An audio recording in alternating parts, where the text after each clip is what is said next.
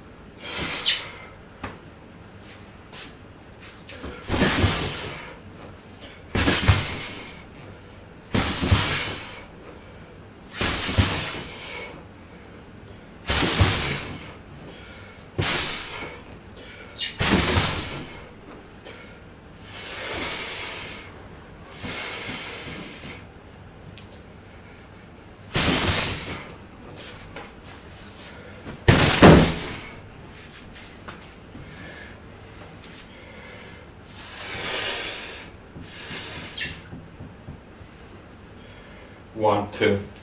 This technique I was talking about in the previous stream. One, elbow strike. See, at this angle, at the oberbono tempo. It doesn't have to be exactly there, but elbow. I'll teach a technique that I figured out myself.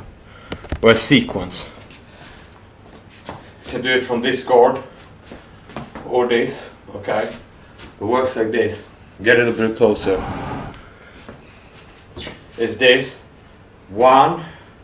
Notice how this cocks it up. I also watched a video before. And it's a guy doing a knife fighting instructional and marketing a gimmick knife. And I thought about the better way to do it. So what he did, I would go with the thumbs to the eyes. And then that guy will react it by putting his hands up. And then I pull the knife and stab into the groin. Okay, I think this is a better technique. Hold the knife in the reverse grip. One. Notice how that cocks the knife up, see? So this. So the video, and I might make it better. I felt like I need to do a redo, because in the middle of it, I feel like I might need a redo. I privatized it. But the guy went, it was on the Heart to Hurt channel, and there's a guy marking a gimmick knife, and you can get a better knife from Cold Steel, another company, for less than $100. So it's a better self-defense knife. But he marked a gimmick knife and some gimmick techniques. And here's what I would do. Go with the thumbs to the eyes, and then go deploy the weapon and stab to the groin. I think this will be better. You have a high guard, you close up, elbow strike, see? Notice how that positions the knife here. Very simple. Wherever you end up, lead with an elbow strike to the head. The knife is here, ready to stab to the heart. Or if you go lower, bang, slide off, do this at upward angle. Okay? Bang, from close range, and you can even impact with the knife when you do the elbow strike like this. See? Cut down. Okay, so it's, see? 1, 2. 1, 2. See? It's one, elbow, stab. See? I think it's a better technique.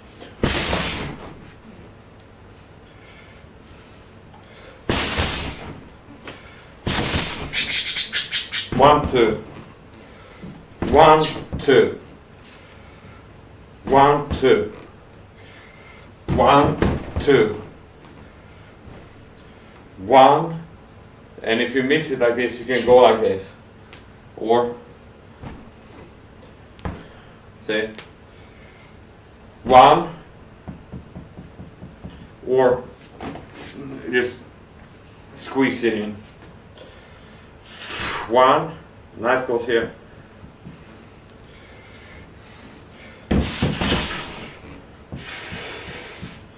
Do it left now.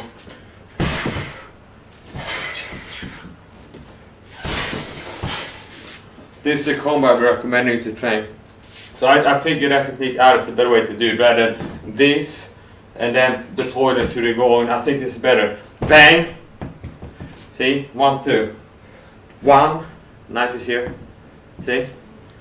1, and then it's right here, and just here, or you could squeeze it in, or you can go, if you end up like this, wider, bang.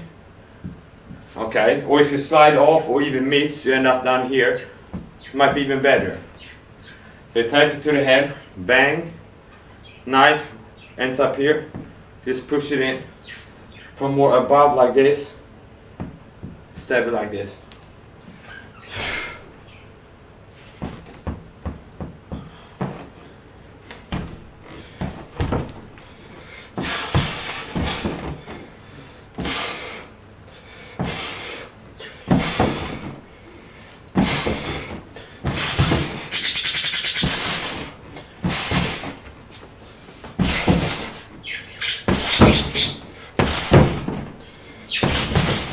This is the 1-2 combo I've been talking about. 1, 2, return with a stab. Practice this combo, you'll get better knife fighting. Cut. Practice attack with a slash, followed with a stab. It could be anything. It could be this 1, 2. It could be this 1, 2. It could be this 1, 2. See? Or 1, 2. X cut, cut, slash the neck, cut, cut, stab. 1, 2, 3 combo. I've been talking about this before. 1, 2, 3. I recommend you practice this combo. 1 to the neck, 2 other side of the neck, 3. Cut, cut, up at the heart from the front. See? That's tighter. Cut, cut, cut. 1, 2, 3. 1, 2, 3. This is a good combination. 2 combos I practice training for get better knife fighting. 1, 2, 3. The slash, slash, stab. The X period. Slash, slash, stab. Either upstairs attached or wider.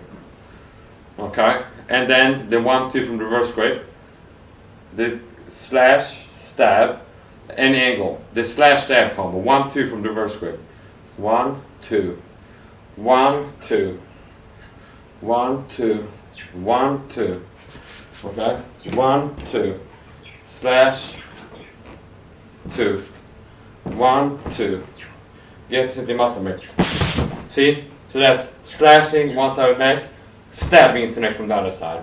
And practice this combination, different variation. It could be 1, 2. Okay? It could be 1, 2. Or it could be 1, 2. Just practice that combo different ways. Slash, return with a stab. So you follow the same line. Slash up, stab down, slash right to left, stab left to right. Any angle. So try it different ways now. Like this. See? 1, 2. Now lateral. See?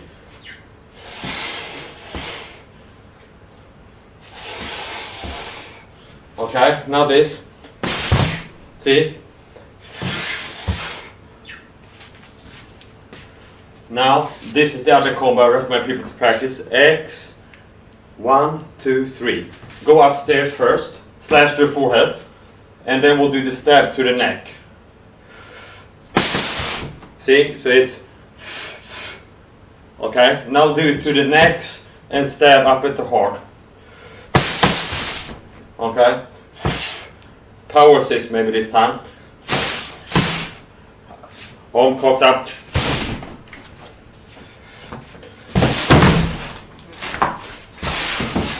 Okay. When I hit hard, it bends, so we'll do it a bit lighter, faster. 1, 2, power assist now. 1, 2, 3. You can do it tight.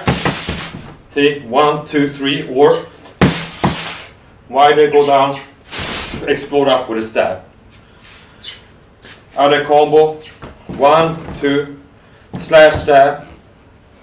1, 2, 1, 2, 1, 2. Different variation of this.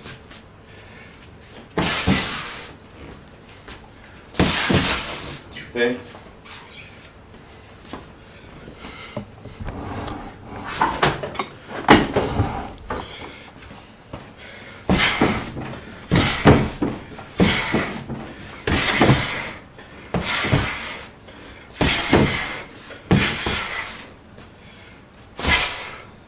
See this one tycker jag med respekt.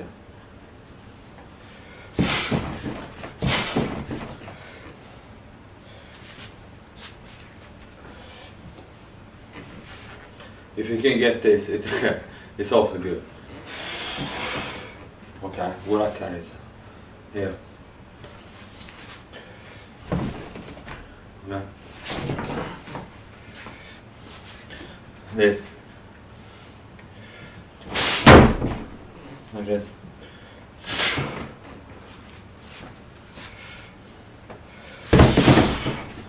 Push.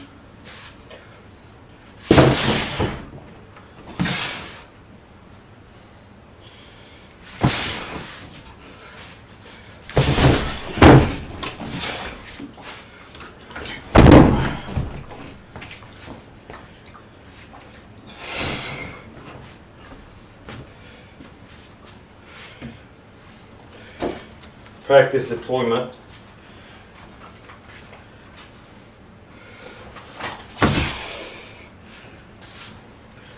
Don't try this at home. These are stunt knives.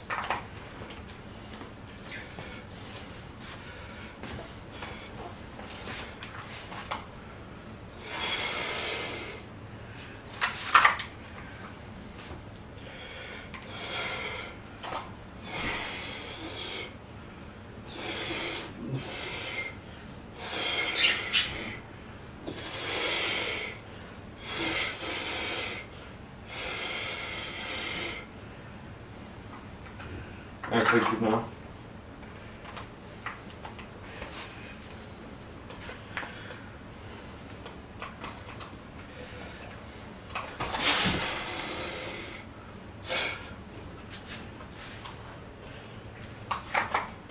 Okay, go do some more knife training now.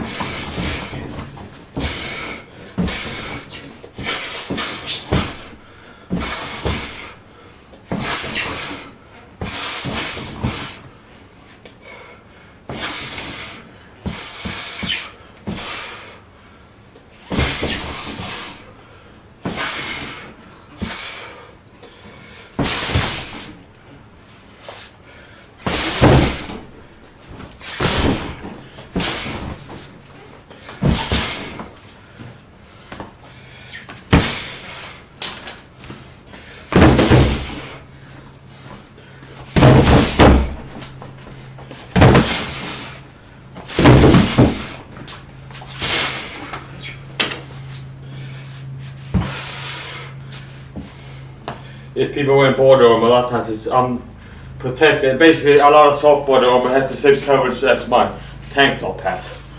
Which means this is exposed, this is exposed. So if you can sneak in a knife on their armpit, that's good. Do it from this angle. Tap the neck, tap under it, like this.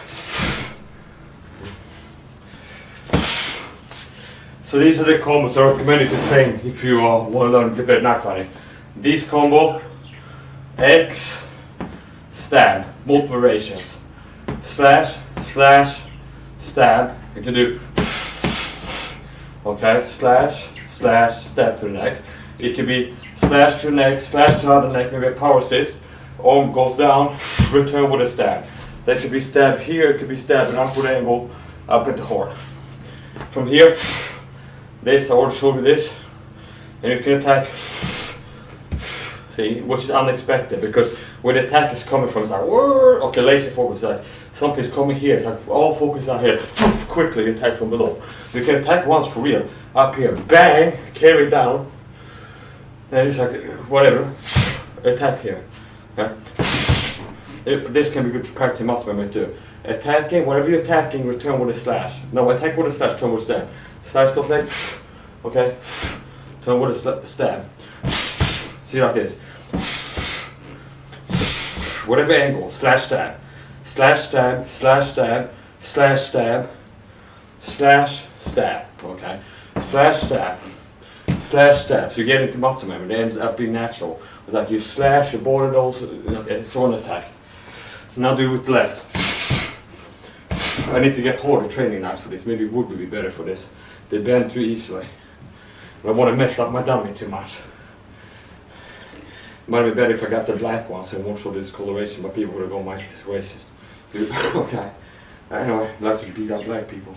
1, 2, 3. This is the, so basically, once again, comments I recommend people practice like a bit knife fighting. This, slash, slash, stab. Different variations of it. Either slash, slash, stab, or slash, slash, stab. Or it could even be two going if you want to, but basically it's X, period, slash, slash, stab, slash, slash, stab, and then with the reverse grip, this slash stab combo. However you're attacking, return the same angle, same line, with a stab.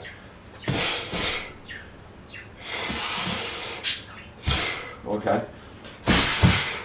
For example, you keep it going like this, see, and then it's ground and pound, okay? See? Drive, follow, ground and pound, bang, bang, bang, bang. You can incorporate grappling, like this, for example, okay? Now, you don't want to attack here because you might size your own arm, but you can capture it like this. You can throw a knee if you want to. Maybe now this slash comes. Now here you have the knife behind the person's back, so it's not a good. But obviously this side, you know, you can do knees here. Slash, slash. You can lead a lot of times with a palm strike. Let's say you got the knife in your back pocket or here. Lead with a palm strike, okay? While you're deploying, okay? Bang, knife comes out. You know the distance. You touch the range already. Launch it. It could be like this. But I don't have a sheet for this, but let's tuck it inside of my belt, which would be simulated just pulling a straight sheet if you would have a knife in a sheet like this. Like that.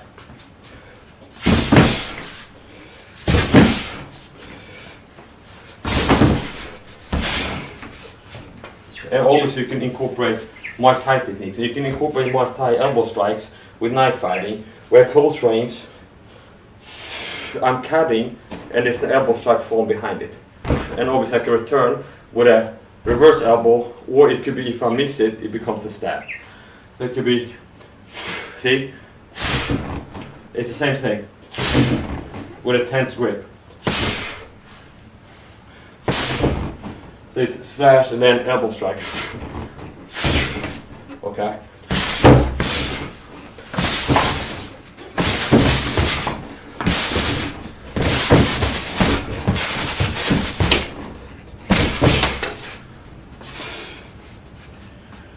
Now with the left, okay.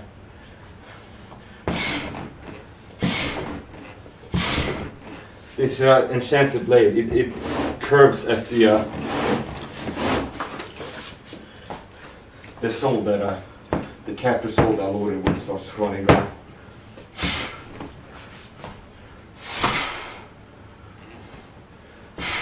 The same body dynamics as throwing a jab low, okay? Okay, only holding a knife at this angle, or whatever angle you're using.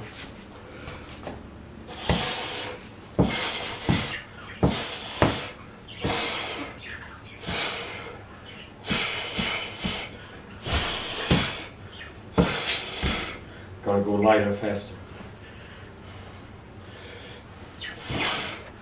So remember, this is a good combo to practice to get in muscle memory. Slashing, reverse grip, returning with a stab. And you can start by returning the same way. So if you go slash from the hip with reverse grip, 6 to 12, you return 12 to 6 with a stab. Okay. If you go 3 to 9 with a slash, you go 9 to 3 with a stab. Okay, that's how to practice it. And obviously you can mix it up later on once you get the hang of it. So we go like, and then maybe like this, or like this. So in my view, the guy was talking about he would use like put his thumbs in the guy's eye in the video, so on horsehair. And then the guy will react, he says, and get his arms up. And then he deploys the knife and stabs it to the bone. But it's like, why not go elbow strike or capture the neck and then deploy it here and then stab some other way, or like this if you have the knife already deployed, okay, bang, okay, and if he sees this coming, stay at a distance, sees this coming, okay, maybe a high guard, he sees this coming and he reacts to this, okay, or it still goes up. Now I could, if I'm fast enough, divert it and attack low, or I could let the attack continue like this, see, and then from here I'm ready to attack. So if the guard goes up to cover up the elbow here, okay, obviously here the tip is here, okay, just attack. Or if I go more high, okay, see, notice how it cocks the knife up. However I land and end up, if it like misses, he pulls his head back and I slide off and up here, obviously I'm ready to return with a stab, an upward angle from here up at the heart. I think that might be better. See, however you end up, if it's like this, see, here, and then next, a stab. It could be here, it could be here, okay? How do you do it? Like this, for example. See, 1, 2, this is what to do this. Okay, and I'm pretty much ending up with this. I could just go, okay, at this point. See?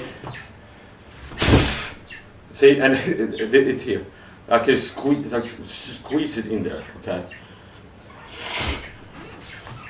Obviously, you can go intent to impact, like elbow strike techniques, only instead of impacting here, I'm going, see, cutting, and then maybe at some point I crack one elbow, okay? Return with a stab, okay?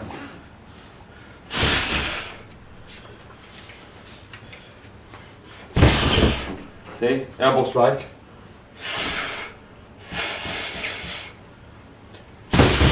See? 1, 2, 3. Palm strike. Elbow strike. Stab.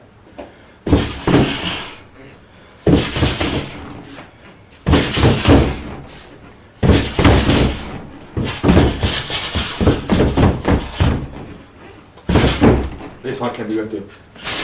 Like sneak this in here on the side, or like this, a tool of this. Okay, which you can have this as a guard if you want to, like this. You have attack like this, or like this, like jab with it. My wrists are starting to whine. Mike, I want to sit down because my shoulder hurts, and I'm listening to right now. I need some time off. I switch to the left one.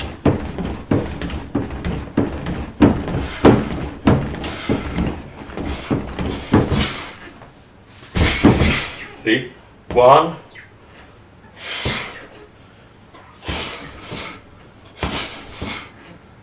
slash, stab.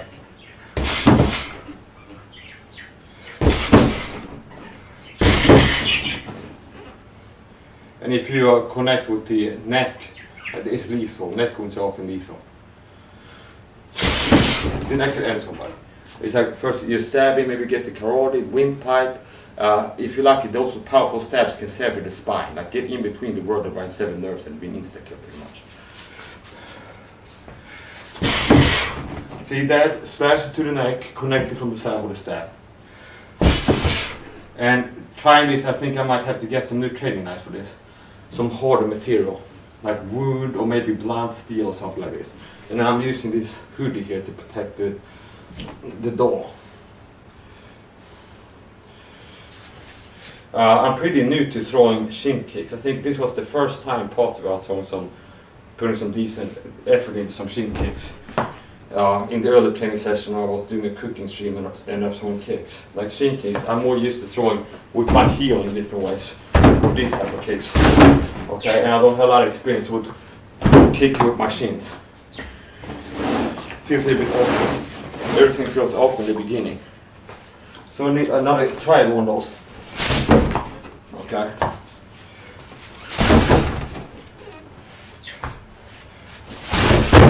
I feel like I'm generating some power.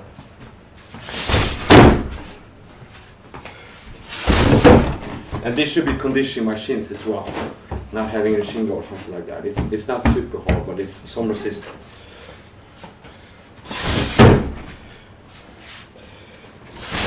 Take some knees.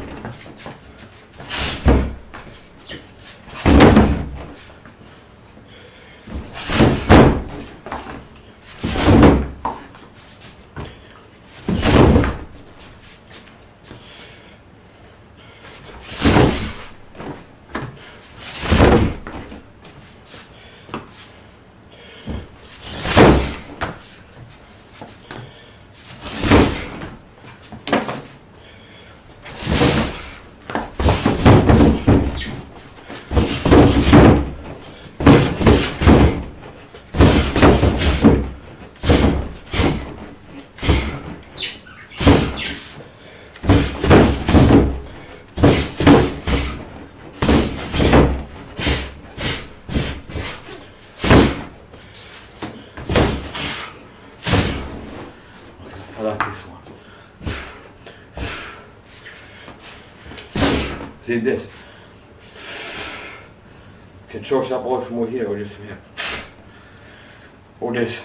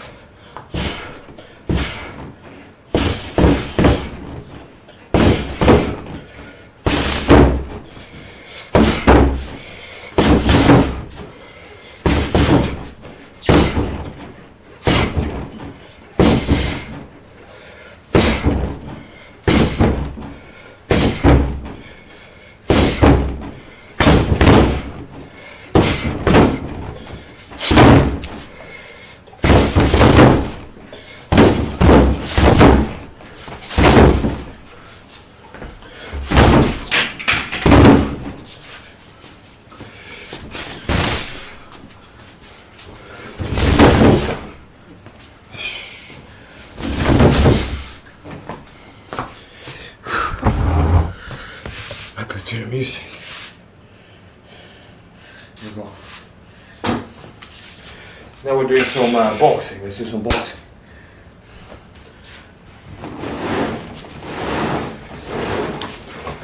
There's a zipper here. Maybe I punched it a few times. I don't think so. Okay.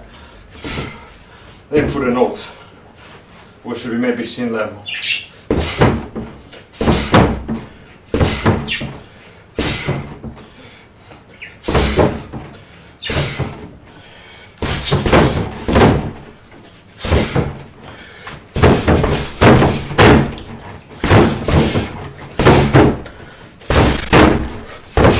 Yeah!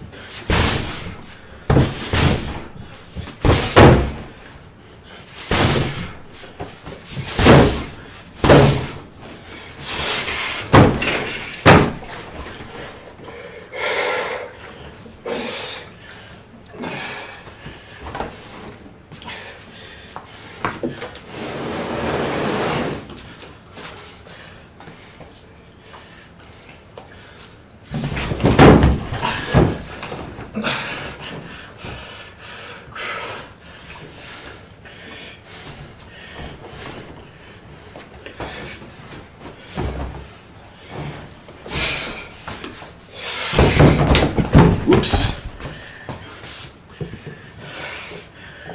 Okay, that's a good workout. Pulls me workout.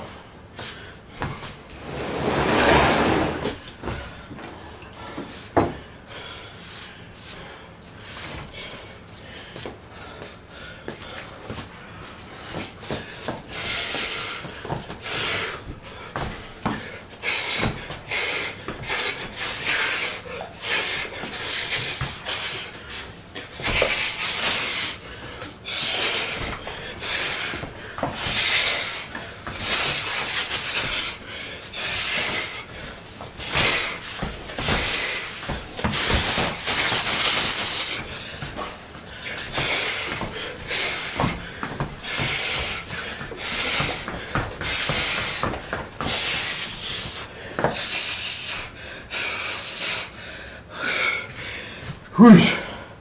I have been training head movement a lot. I started incorporating this experiment with different ways. Move my head to see what works.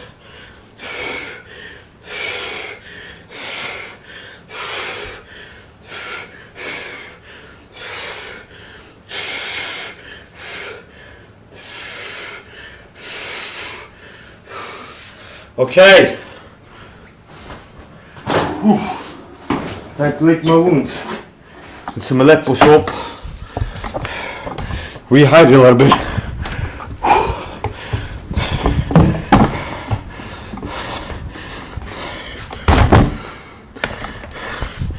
Make my bed and sleep like a baby with no regrets.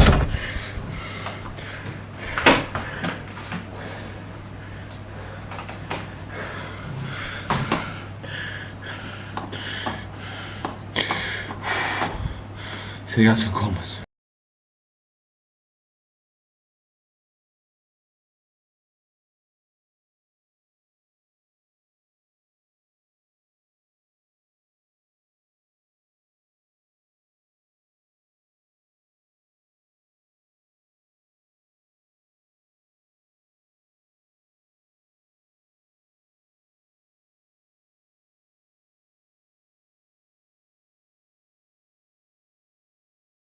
And I'm back. Hello, babe. I didn't see your comments until now. I haven't been checking the chat until I finished training. You're low 153 centimeters. But yeah, you're correct. You can say you're 150 centimeters tall.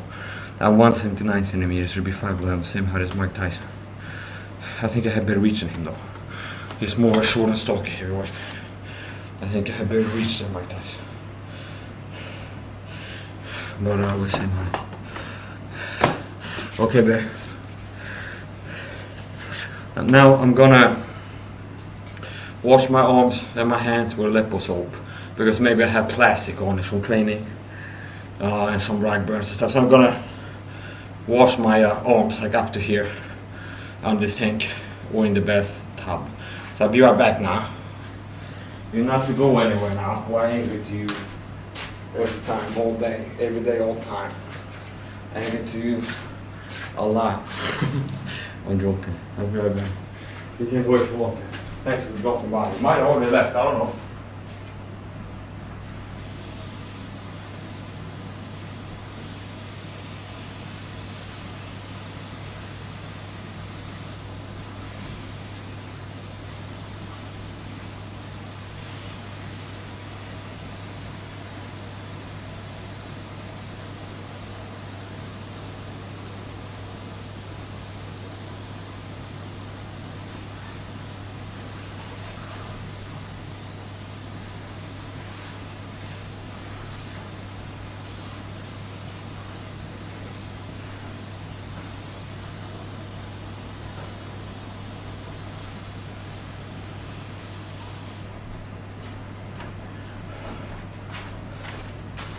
Today I've been recently trying a little bit in shadow boxing, some head movement, just experimenting first to move my head and seeing what feels right. And then if I do it and I watch myself later, then it's easy to see if you do something. It's like, well, that looks like it works.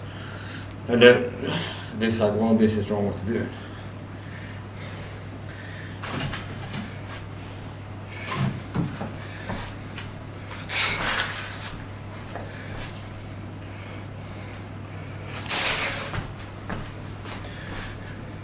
This is baiting the other guy to punch you. Roy Jones Jr. like to taunt people like this sometimes. He'll get in front of the other guy like this and hang his head. And I love this movie does too. Like this, so he winds up his punches. And then sometimes he's like this. He's not even looking at the guy. It's like he doesn't even F's. He goes like this. Okay, and he connects with him a lot of time too.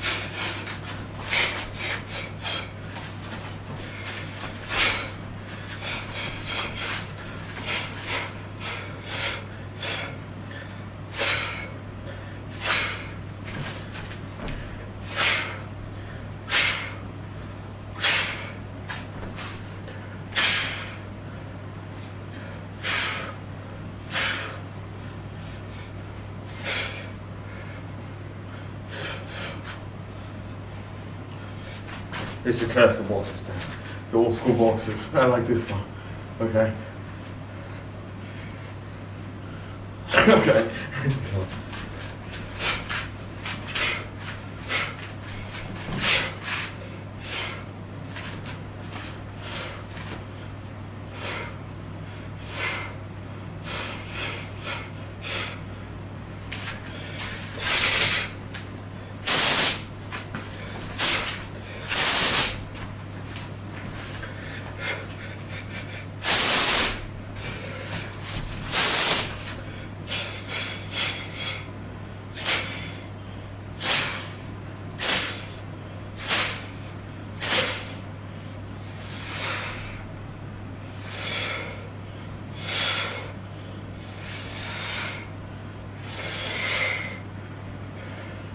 Step off the center line only with the hand.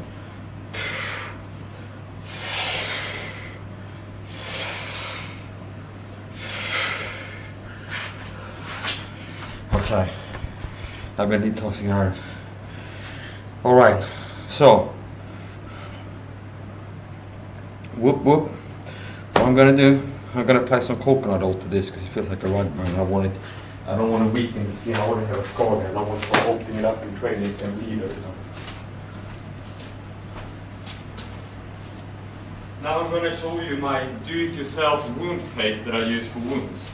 I use a shot glass to mix it up.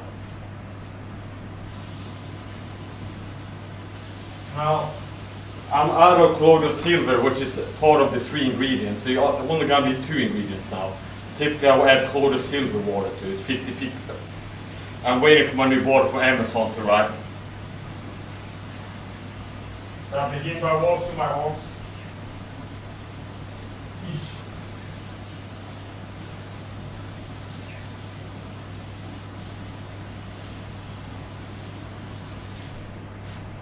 I saw a video yesterday, so from local athlete, and I didn't click the video, but I saw the title, Ice or Heat for Acute Knee Injury. And I went, let's crack this riddle, and I went, what I think is, like intuitively, unless there's extreme swelling, heat. If there's extreme swelling, ice. I find that when I have some kind of, I'm heating something, has some inflammation, it helps just to keep the air warm. Now if you have extreme swelling, the swelling can cut off like blood supply and pinch nerves, things like this, and interfere with the transportation of antioxidants like ascorbic acid to the site that needs it the most. Like it decrease the blood flow. Has a vasodilation effect, where the inflammation, like the tissue is swelling, and it's squeezing the blood vessels and might cut off, decrease blood supply to the area where we need the ascorbic acid taken to reach. So unless the extreme swelling, if let's say I would have pain, same with the elbow joint, if I would have pain here, unless the extreme swelling, I apply heat. So I would rather have it under warm water or something that gives heat to it. Now if there be extreme swelling, then I would apply ice to get it, the swelling to go down. That's my thinking on like swelling and inflammation in the wrists, elbow joints, knees, whatever, ankles. Heat, if there's no like significant swelling, if there's significant swelling, we use ice to get the swelling to go down.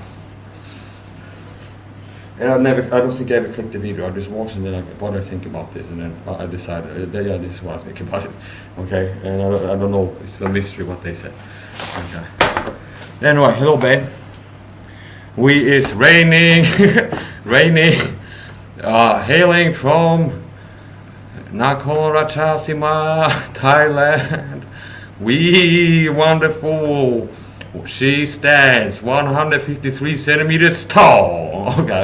Okay. Mike Buffer. Okay. She stands 153 centimeters tall. No, that's my style. I could do another voice, but I actually work. She stands 153 centimeters tall. Okay. You can move over Bruce Buffer, Mike Buffer. This is the new sheriff in town. Okay. I'm making a foray into martial arts and dancing now. Okay. Anyway, I'm gonna get some water and gonna get the ointment. I'm making healing ointment. Raining and defending.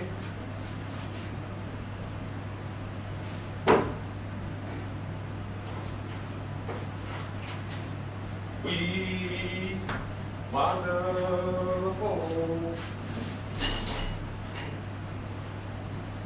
In the blue corner. Okay. In the blue. Oh, that's a crazy pie lady. She's called. Okay. She has more. Okay. It sounds nuts. Here's the organic coconut milk. No, coconut oil. This is the turmeric powder. So if I had the third ingredient, called silver water, I would add some of it to the mix too. I'm gonna use a Q-tip to mix this. Here's a shot glass. And we'll begin with the turmeric. You don't want it to be too runny and not too thick. And you can pick how you want it to be. Like a paste or more like a oil. And if you make it more oily, it might be better at like soaking into your skin. Okay, here's the coconut milk. And it's kind of hard to scoop up significant amounts with your Q-tip, but we're working on it. And you're gonna need at least twice as much coconut oil as turmeric.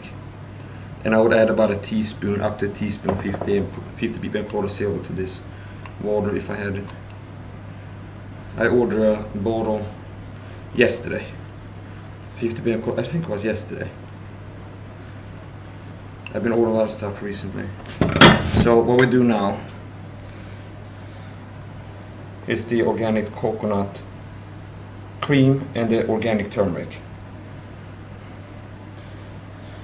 And if I want to overdo this, take the vitamin C, low inflammation from the inside, the ALA, the curcumin, the turmeric from the inside, all the other things you can take low inflammation from the inside. And then apply this to the outside. And then on top of that, you get like a wound, like a band-aid, a gauze or something like this, a pen. Apply it, put it on, and then you put a magnet with the North Pole aimed towards your body, and then on top of that. So, okay. That strong combination attacks the inflammation from the inside and from the other direction. And okay, so we actually use it like this. I'm not gonna need to wipe off the area because I washed this before with Lepo soap, and if it's wet it will interfere with the absorption because water is oleophobic and oil is waterophobic, hydrophobic. Okay, I mean it fears water, they're afraid.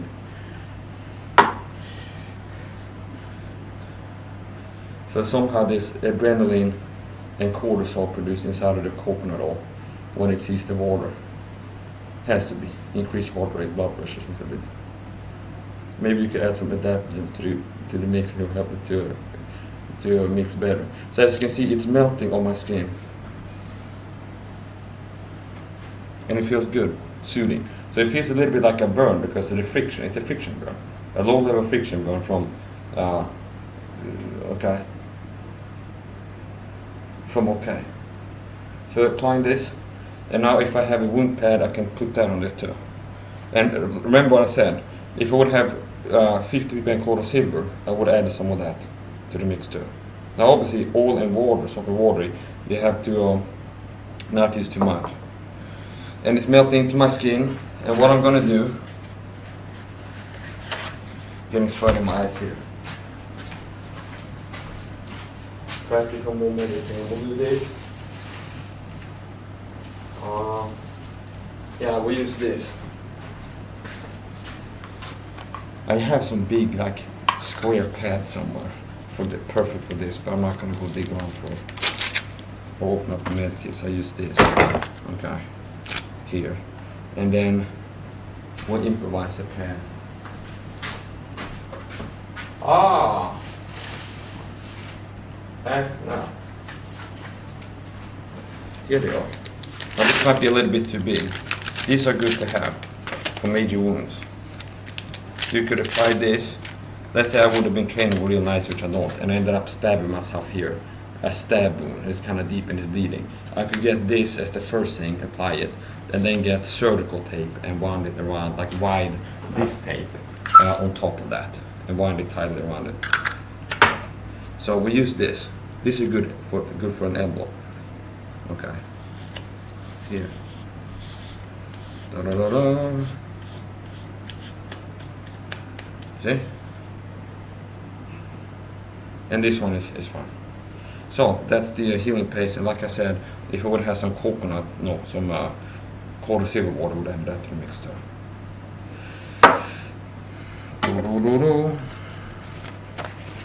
I use this sometimes instead of gloves when I grip things. Like this. Toilet paper or paper towel. I use that when I grip things. I'm gonna put this back in this plastic bag, freezer bag that has some medical stuff in it. I also have hydrogen peroxide here, which I also can use for disinfection.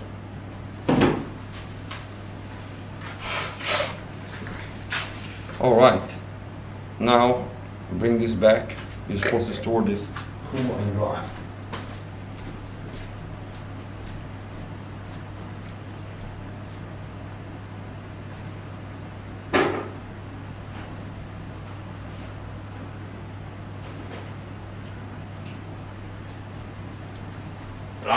Rakna.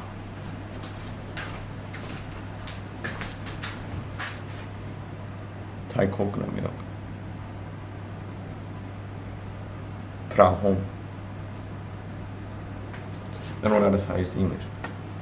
And French. There. Like coffee au lait. How would they pronounce it? I'm gonna make a rehydration drink.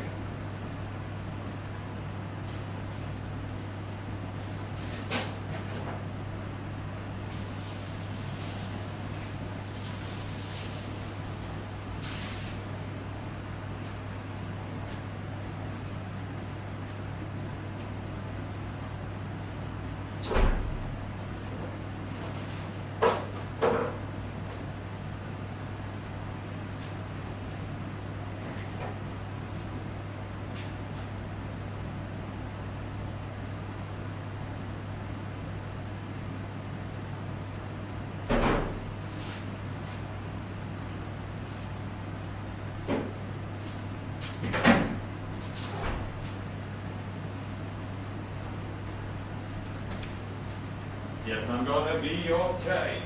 Yes, I'm gonna be alright. My family is beside me. My family is here to guide me. Yes, I'm gonna be okay. Yes, I'm gonna be alright. I'm gonna make the rehydration drink now. The natural juice of rehydration drink plus. Okay, so it's enough to just add Himalayan salt, water, and coconut milk. But this time we're gonna add some of this electrolyte powder as well, which is started caking, so I want to use this up. This is about half a teaspoon, third of a teaspoon. We started caking. Then Himalayan pink salt.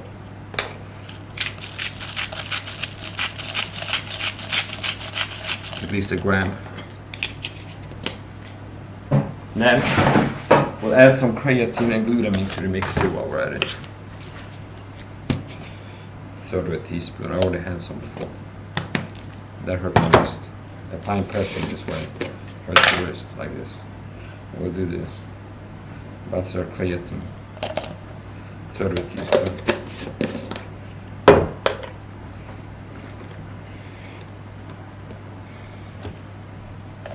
If I wasn't drinking, I would add some vitamin C to this too. And then some water. And I'll bring this, put in the fridge. And then top this up with water. And what I'm gonna do, I'm gonna top it up to the top with filtered water. Drink a little bit, pour up more, drink a little bit, pour up more, and then fill it up and bring the glass here.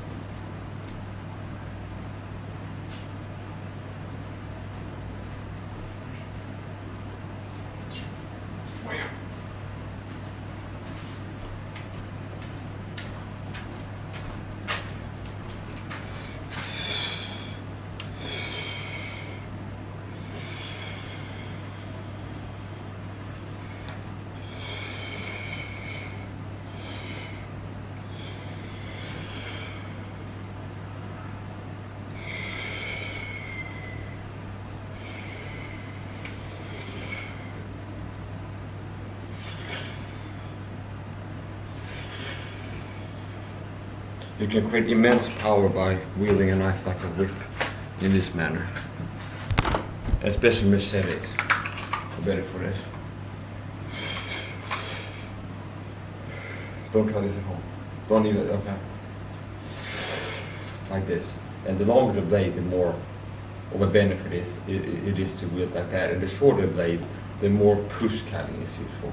Or it's like more, like this type of okay. Whereas with a machete, you can have more like this type of thing, or like this, okay. Like this, where you can have it, okay, and like this, like a whip, or a longer, like a sword, a one-hand sword, or a machete or something like this, okay, like this. Don't try this at home.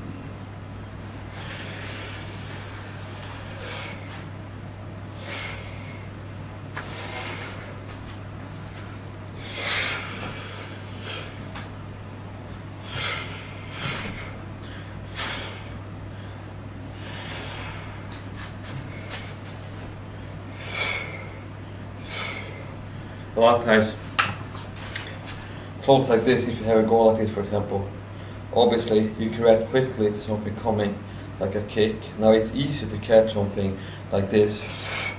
If a teep comes, for example, a kick here, you go like this. It's easy to catch it this way. It's like you have to be less accurate. Now, if the leg is this thick at the bottom of it, and you go like this, it's easier to miss it. Okay, so one thing I think can be good if you have this grip. The daggers are useful. It's like it's simple. It's like I recommend. I might make a redo of the video I made before, but it's simple. Daggers. I recommend daggers. Don't fall for the gimmicky blades like this one I looked at earlier. Like this, a good knife. If you want to get a good self-defense knife, mid-size, compact, small, get a fixed blade dagger. Is what I recommend.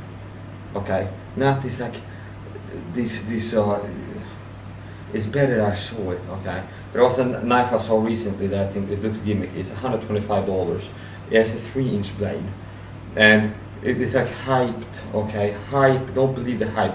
Hype and gimmick. $125, and then I go and look like, hey, this is better, and it is a double-edged. It's a dagger that you can find daggers for less than $100. Cold Steel, M-Tech USA, even an M-Tech USA, which is more like El Cheapo, okay? M-Tech USA daggers would be better than that. I'd rather pick a $30 M-Tech USA dagger than that $125 blade. And I fight for my life. You're like on the table, like you have to fight some crackhead who's got a cobalt or this. You can pick which one. I go with the MTech USA dagger over that gimmick $125 knife. Okay, so a double-edged knife is good. Why? It's good because reasons. Because it's good. Because actual reasons. Okay, meaning here you imagine that this side can cut to the other side. Imagine this is a dagger. Okay, obviously, if I'm in a fight close, or there's so many advantages. If I go like a push cut to next level, like this, end up over here. It's simple. I can cut both ways. I end up behind your neck. I can cut on the way back. Cut always, cut always, cut always, cut always, cut, return the same way, and I'm cutting. I'm cutting every way, like this. I can cut to the side, okay? Cut, and up like this, can go up straight, cut down, can cut up the same way, and I don't have to go, okay? Okay, or change the grip or something. If I cut like this, like here for example, I go like this, cut, and up here, I don't have to go, okay, and then cut up like this. It's like cut, you can turn the same line instantly.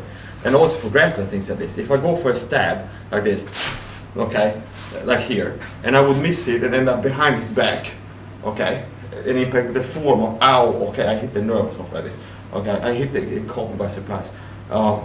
Punches don't see, anyway, I hit myself, anyway, here's the point, it's like a karate, okay, I'm now sold on the karate knife hands, okay, I felt the power of it.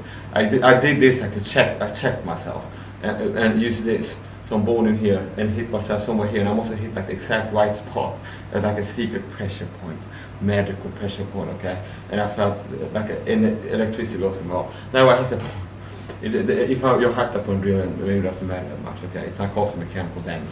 Here's the thing, end up behind the back like this, okay, if I go for like a stab or something to the neck, I end up behind, I can just cut on the way back. Same if I'm stabbing you, or get the knife behind your back, your knee for example, low, I can just pull and I'm cutting, every which way. Cut here, your arm comes, okay, if I go like this, end up behind your arm, basically it's easy. I can cut this way, both ways. I can cut on the way back, cut always. It's just simple to use, and it's better, especially if you end up getting taken down, and the guy gets on top of you, you're just pulling, you're cutting back, see? It's like cutting every which way. Cut every which way. So you go down, okay, you can cut this way, you can cut this way, cut this way, you can cut always. And with a dagger, you're penetrating better. And with the fixed blade daggers, there are going to be a lot of them, like the small ones, are going to have this blade length, not the like 3 inches, okay, we can not reach the heart. So I recommend a fixed blade dagger, and you can find a fixed blade dagger for less than $100 rather than this gimmick knife that I looked at earlier today, $125.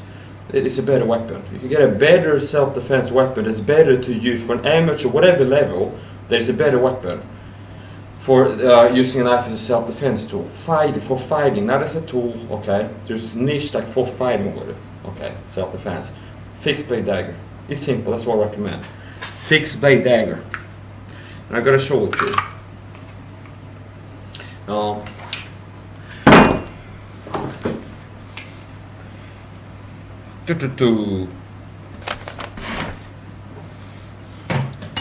Gonna have some more of this.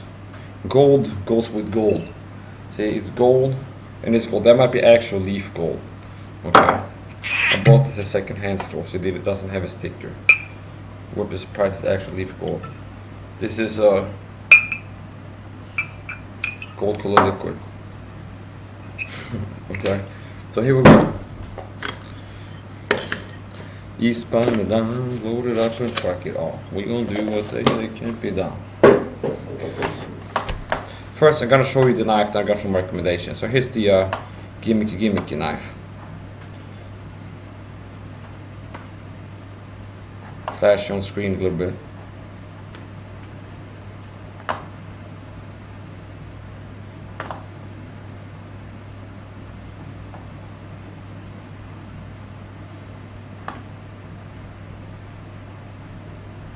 Okay, babe.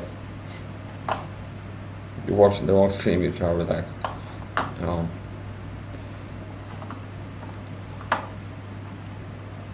Boom. Okay, so here's what I was looking at. This is the take 2 because I felt like doing a take 2. Not Reuters. I checked those chem filters already. We're gonna go here. Hard to hurt. I don't like this guy. Here.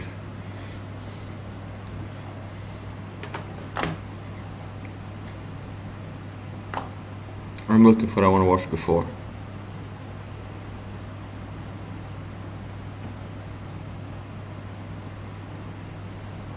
Search this channel for knife, you should be able to find it. At least it narrows the selection.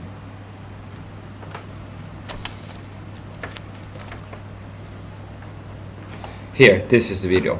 And here's this short, my opinion. This guy has a gimmicky knife, okay, $125 knife, gimmicky, and he's using gimmicky techniques, in my view, where he's overcomplicating things. So the weapon is overcomplicated, there's a lot of things going on that are not really useful features. It like feels like a gimmicky knife, and it feels scammy, okay, a lot of people fell for it. Where it's like, I can tell, I understand this enough. My stepfather was a blacksmith. It's a slab of steel. It's like you can get a slab of steel, water jet or laser, whatever you use, and like outline the shape of bzzz, and then just whatever, grind a little bit, okay? Like lathe or whatever they're using, some cheap machine. And there's no hand in it. It's like you see like cheap to make, okay? Cheap and easy to make. And they sell it to you. The material, the cost of the material is not that high. The cost of production is not that high. It's like there's no handle scales or like handle stuff being attached to it. It's simple, okay? And it's like sell it to you for $125. And then it's like hype, over market it, okay? Where it's like, this is like, it's like a lot of people fall for the hype. Well, you can get a better knife, and I clicked it, it's all sold out, okay, because this works on people. It's like this knife and this or whatever. It's a gimmicky knife in my view. My opinion is it's a gimmicky knife, it's overpriced, $125, and you can get a more dangerous knife that's more useful for fighting, okay? For a woman who's never used knife before, or somebody who's like doing it as a sport, whatever level, a better knife, a better weapon, for less than $100. Okay, and I'm gonna show you the bad, and then I'm gonna show what I recommend. So we're talking about. So this is the knife that's $125, MDV +1 knife. Okay, here, MDV +1. This is the knife. See, it's a simple, it's a piece of steel. $125. It's got a 3-inch cutting edge, 6 3/4 inches overall. D2 tool steel, okay, which is not necessarily a bad steel, but it's not expensive, okay. It's not like a titanium. Well, maybe that. I'm not a metallurgist here, okay, so I'm not going to speak out of turn. I don't know. Maybe they have titanium in there, some kind of alloy. It's a small port titanium. I don't know. Chrome. Chrome. That's nickel. Okay, it's the point. So whatever. It's got a short. So here, for example, I go like this. I showed before. That I recommend a lot of times. This combo to practicing in training: slash, stab, or from the hips, stab. Okay, and it's stabbing to entering at the belly button slightly above at an upward angle to access the heart, the aorta. Have a chance access the heart, the aorta, major blood vessels, other major blood vessels, the lungs, things like this. Is this basically, okay, at this angle, is this. And you see me do some training like, okay, and incorporating combos where it's like slash to the head, arm goes down, it cocked up and ready to go. Okay, so it could be slash like I was practicing earlier, each side of the neck, and if you go for one and miss it, it doesn't matter. You can do more wild ways, like this, slash to the side, catch the arm, powers this down, the arm flies down here, depending on how much resistance, how you impact. A lot of times you will slide off, okay? And if you end up here or here, doesn't matter, you go with a stab. So it's, okay, or it could be, okay, like this, tight, or it can be, okay, this, like this. And once you go here, once, you can pull out and like rinse and repeat and incorporate different angles, like 1, 2, okay, 3, okay, okay, and do all kinds of work there. Now don't try this at home. This is stump knife. This is not a real knife, okay. I mean, it's not a real double edge or whatever. You get the point. Disclaimer: don't try this at home. This is stunt knife. I'm a stuntman, professional, autist, amateur stuntman. Okay. Anyway. Okay. Meaning I'm professional to the level I get paid to be. Okay. I'm autistic enough to get paid. Okay, for it. Which like a professional, what separates an amateur from a professional is something to a level where they get paid to be it. Okay. So I'm a professional autist and an amateur stuntman. So nobody's paying me to do stunts, but I'm autistic enough to get paid disability. So I'm a professional autist amateur stuntman. So don't try this at home, okay? Where to stick it? Yeah, so it's a gimmick knife. I don't like it. You're gonna teach And me. I'm not gonna show you. I'm gonna show you later on what I recommend instead. And I'm not shilling for companies.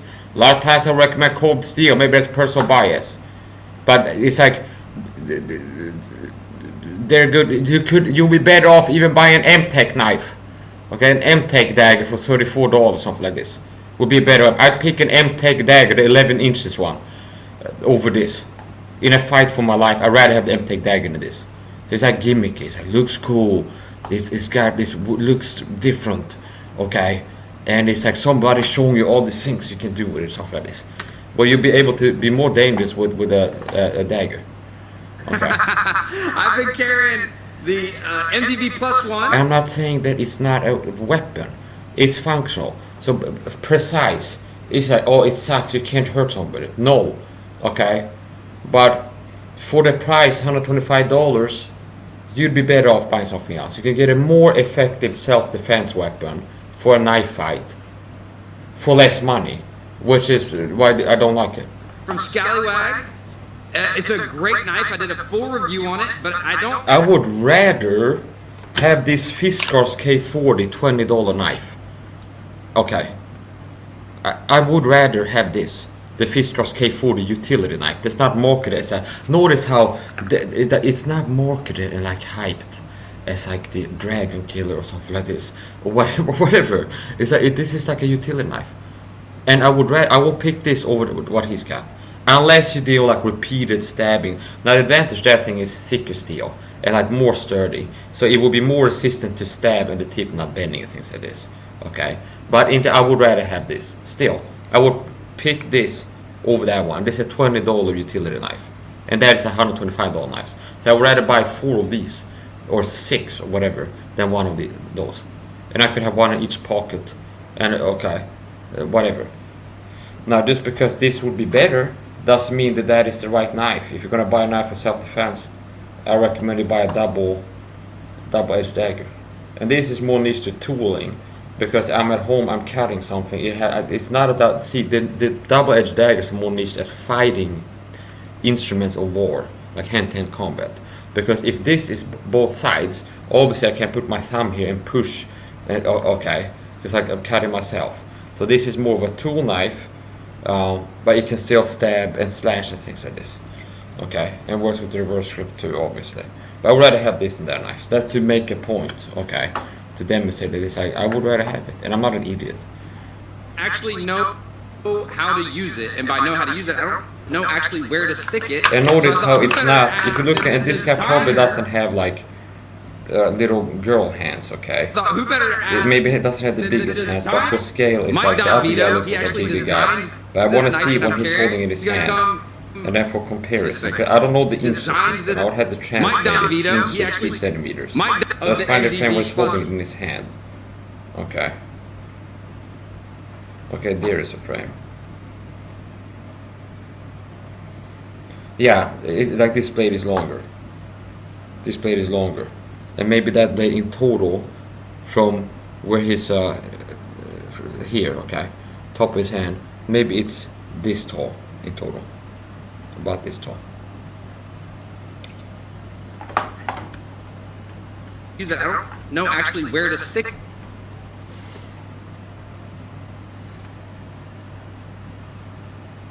Yeah, this is definitely longer, which is makes a difference. Meaning, if like I told you, if you're stabbing here, and I put the sheet on here, if you're stabbing here, obviously if it's longer, it can reach to the heart, the aorta, into a line or something like this. Has a greater chance to do that, and penetrate deeper with stabs. Stick it. So I thought, who better ask than the designer of the MDV plus one, a little more easier to grip And it has jimping at the without back there. adding any more bulk. But I'm not a technique. Now it does also, to be fair, it does come with a training double. Okay, so the $125, unless this is like the plus package, like collector's edition or something like this. But what he's showing, it comes with a plastic case with foam and a double training knife. Okay. So if that's the price for the total package and not just for the knife, when I click it, it shows the knife, $125. And a lot of times it will be kind of obvious with this, or full set, or package, something like this. Hello, Eddie. Or, you know, we've done a lot of stuff where someone's holding you down, how to fight. I'm like, let's do something fun first. Yeah, let's look at move. If he causing damage. And this is the video where I actually came up with this technique and started doing it. I was watching this video, and then I went live, and then I pulled the video, and this is the take two because I felt that whatever, I wasn't happy with it.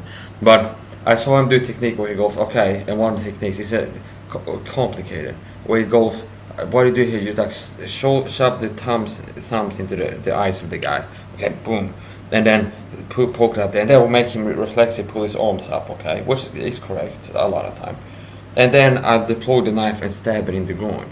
Now I'm thinking, would it be better that you throw an elbow or something like this, either left elbow, okay, like this, left elbow, okay, reach back, deploy it, and now shoot up is one thing you could do at the heart, like above the belly button, okay, around the belly button. A lot of times when you're stabbing, you want to aim around the belly button, like within a 10 centimeter circle around the belly button of the person at an upward angle. Okay, either the belly button itself, if it's exposed at an upward angle, or slightly below it or slightly above it. Because at a certain point in time, there's a breastplate here, okay, which is hard to penetrate. It's not impossible, but it's easier to slide into the heart, major blood vessel, if you go in between the ribs, okay, the rib cage. So you have an opening right here where you can access the heart, okay. So here you have the ribs, here you have the breastplate, and you have an opening here where you can access with the stab. You're going to see me do a lot of training, like the slash down, stab, okay. Or this with the reverse where I go slash upstairs, go down, and then return with this stab and upward angle, which is more an advanced technique. And when we practice you want to be careful when you practice with impact training, because it puts more risk on the strain attacking from this angle and impacting with something. Okay.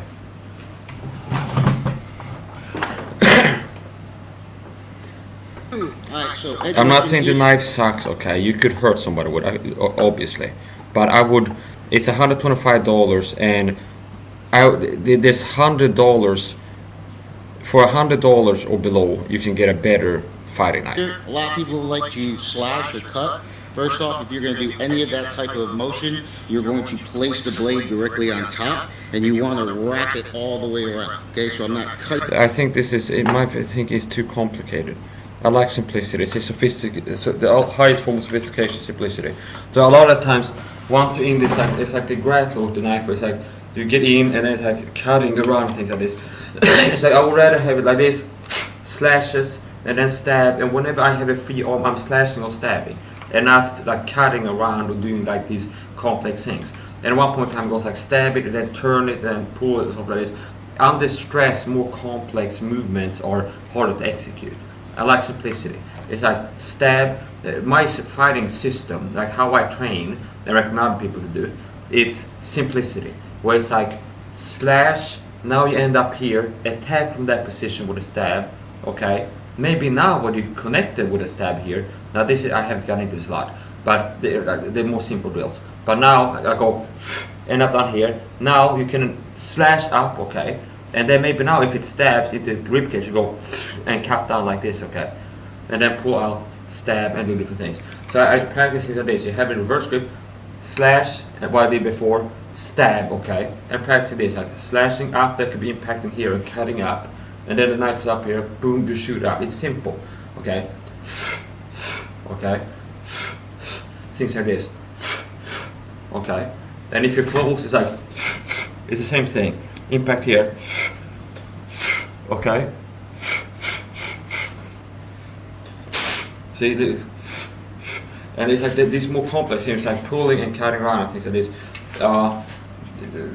Too complex, in my view. It's like there's better things to do if you're that close. If you're that close, it's always almost. I'd rather cut it or something like this. Or you can get under and just pull cut or something like this. But I like the in and like turning around and things that is complex. And once again, advantage with a double, like a dagger, is if the guy's almost here and I cut, okay, and end up over here, I could just pull simple, see? Pull back, it's cutting this way, end up behind some limb, just return it and I'm cutting back. Okay, stab into the body, I could just pull on it and I'm cutting. Okay, you enter with a stab here, I could just pull on it, see? And also for defensive purposes, where a kick comes, for example, I go down this or down this, and then if something comes up here, I can cut up too. Or if a knife comes, a stab comes here, a kick, and I go cut down on it, and I end up here missing it. I'm intending to connect with a stab to kick, for example, incoming, and I hit here, double-sided a dagger. I could just cut like this, and now here, and I could cut the other side, and then cut every which way I can cut with it. See, so that's one advantage too with a dagger. You can cut every which way.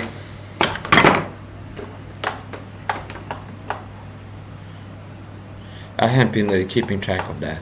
It's on and off. I think just like this, I'm actually placing the blade on and rolling it as far and deep as possible. That is a decent way to cause trauma, but we like stabbing more than anything. Yeah, but you're not a surgeon operating on a patient. That's on under anesthesia on operating table where you're creating like circumcision cuts around the arm or something like this. Where it's like apply the blade here, turning around like this. It's like the guy could be throwing elbows. Okay, why are you doing that? Like, okay, put the knife here and now boom, you catch an elbow to the head. Okay, everybody has a plan on to get elbowed in the nose. Okay, or the oberon. Okay. It's like, okay, here's the arm, here's my moment. I've been training for this moment for all. And it's like, get the knife down there, start cutting around it or something like this. And it's like, it's the elbow that comes. Like, I'm starting to go with a boom, I get caught with an elbow. Okay, now it's better. This type of stuff. Okay. So I'm not knocking the guy 100%. He's got to be harder to kick his ass or kill him in a knife fight than the average dude, definitely. But I don't like his product or his knife fighting. Else. So if I want Lynn Thompson's knife and fighting techniques and sparring footage looks more legit to me. Okay. to make sure that when he grabs me, he lets go or doesn't have the ability to hold on. Okay, now you got a knife in your right hand. Why don't you stab up to the heart here? What I'm going to do is I'm always checking that other hand. I'm drawing the knife and then I'm stabbing directly. Why? Now I'm the guy, let him have it. Notice that when he's standing, why is he not stabbing to the heart, the vitals? Like the guy's got his arm on his shoulder, okay? You got your arm on my shoulder like this. The knife is down here and he's got an arm and he's going to stab up at the arm. Why not go to a vital, like stab here, okay? Take a look at my max is single. You really have healthy Cheeto. You can pack Cheeto. That means take a backseat. Okay, anyway, that's the one. They just make sense. And that case made for me, okay? They puts a height or shoulder. He's got his knife down here in the hip position. Now he should have been training what I tell you to do. Attack it from the hip. Okay. Boom. Okay. So if I'm standing there, I put my arm in the shoulder. You got your knife at the hip low rated position at the hip. Okay. Instead of trying to hit my arm here, which maybe takes the arm out of commission, you go for a killing blow and deliver a stab that could land the heart. And if you puncture the heart or the aorta or the major blood vessels branching out around the heart or the lungs, stuff like this, that's a more significant injury. Okay. I'm not going to over-explain this. Look at the guy. This it would be better he does this. Like he's teaching to put shot, boom, and shoot up here. Okay, rather than go for the arm. Okay, same thing. Like if a kick is coming and we're at a low distance, I got like the high guard here with the reverse grip, and I see a tip coming. I go like this, and I jump back and I go like this, and I either cut down on it. It's better from this. Okay, so a kick comes and I go move back and cut down on it. Okay, so here's the kick, and I'm cutting down on this arm like this. You can think that the kick is about to land or has landed on me, and this is my guard. Okay, down on it. See, cutting down, or like this, or like this, and if a double-edged knife and you go with something like this from the high guard, and I miss it, overshoot it, I can pull cut on the leg, see.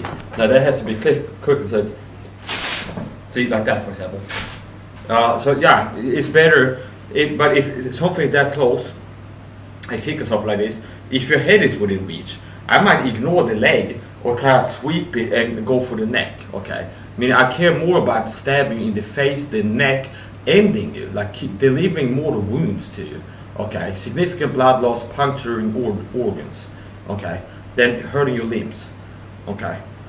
There's people that have been shot in every limb with like knives, like in the shoulder, like in this arm, in each leg, and they can keep on fighting and they like stay conscious into this, and in the fight, okay?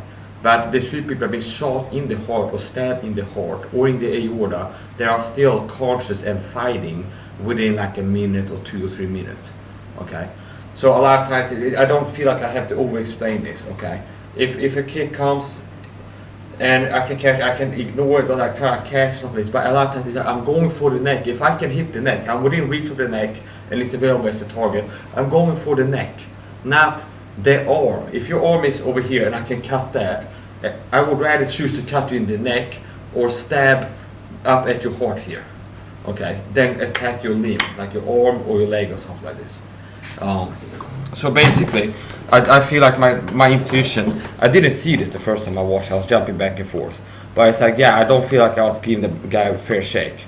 Maybe some of the insults, like whatever, like screw you, this word, okay. But yeah, overcomplicated and it's more nonsense. I like no nonsense, simple stuff. Okay, no nonsense, simple stuff. So let's go back watching more. So always what I will teach here, jump back a little bit. So okay, he's got his arm on his shoulder, and he goes, what I do You're not here? stabbing directly. I'm stabbing the arm. Why are you not stabbing to the heart? At that point angle, I recommend people to change for that because, okay, it's like in this position, it's like a boxing coach who goes, okay, now you stand over in the guy, and the guy is throwing a jab that flies by your head, okay? You get out of the way. You see a jab coming, you go like this or whatever, it misses you, okay? Whatever you do, you move to the side, and it misses you. Now his arm is here. Now, punch to the shoulder, okay? If you can reach the shoulder, you can reach the face. So it's like somebody's gonna be like, well, you're gonna throw a punch. It's better you land it on the jaw, like here, like from here down, than here, okay? So basically, I feel like it's a coach. It's like, okay, now the jab flies past your head, punch him in the shoulder. When you can rather punch, if you can reach his shoulder, you can reach his face, unless it's got some kind of a whatever. But that's the type of thing. It's like, okay, so now here, did I punch his shoulder or something like this? That why not punch him in the jaw?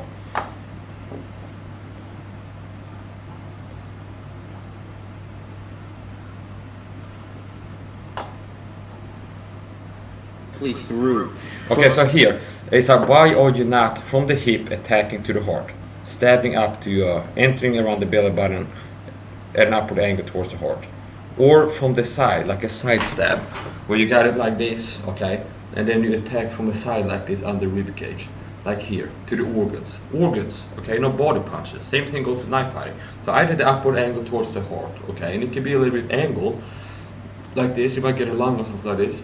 But it's like boom, simple, or at an angle where it comes impacts like this from the side. Okay, from the hip, like this, or straight, or if this is available, the neck, like this, or a stab. Now it's easier to hit with slashes than it is to hit with stabs. From that point, I'm going to cause some sort of pressure or counter pressure and then cut all the way. Okay, now the thing is, that will cause significant injury. I'm not disputing that. That will have somebody's arm out, okay? They will take that, but you're not a surgeon operating on a patient under anesthesia, okay? You're in a fight, okay? And the guy is moving the whole time, typically. People like in Tassi, they gotta be moving all the time, okay? They gotta be, not just here, okay, insert here, slide the blade in, and then do a cut like this. Okay, I like the simple. Bang, you're creating a cut. Bang, you're creating another cut.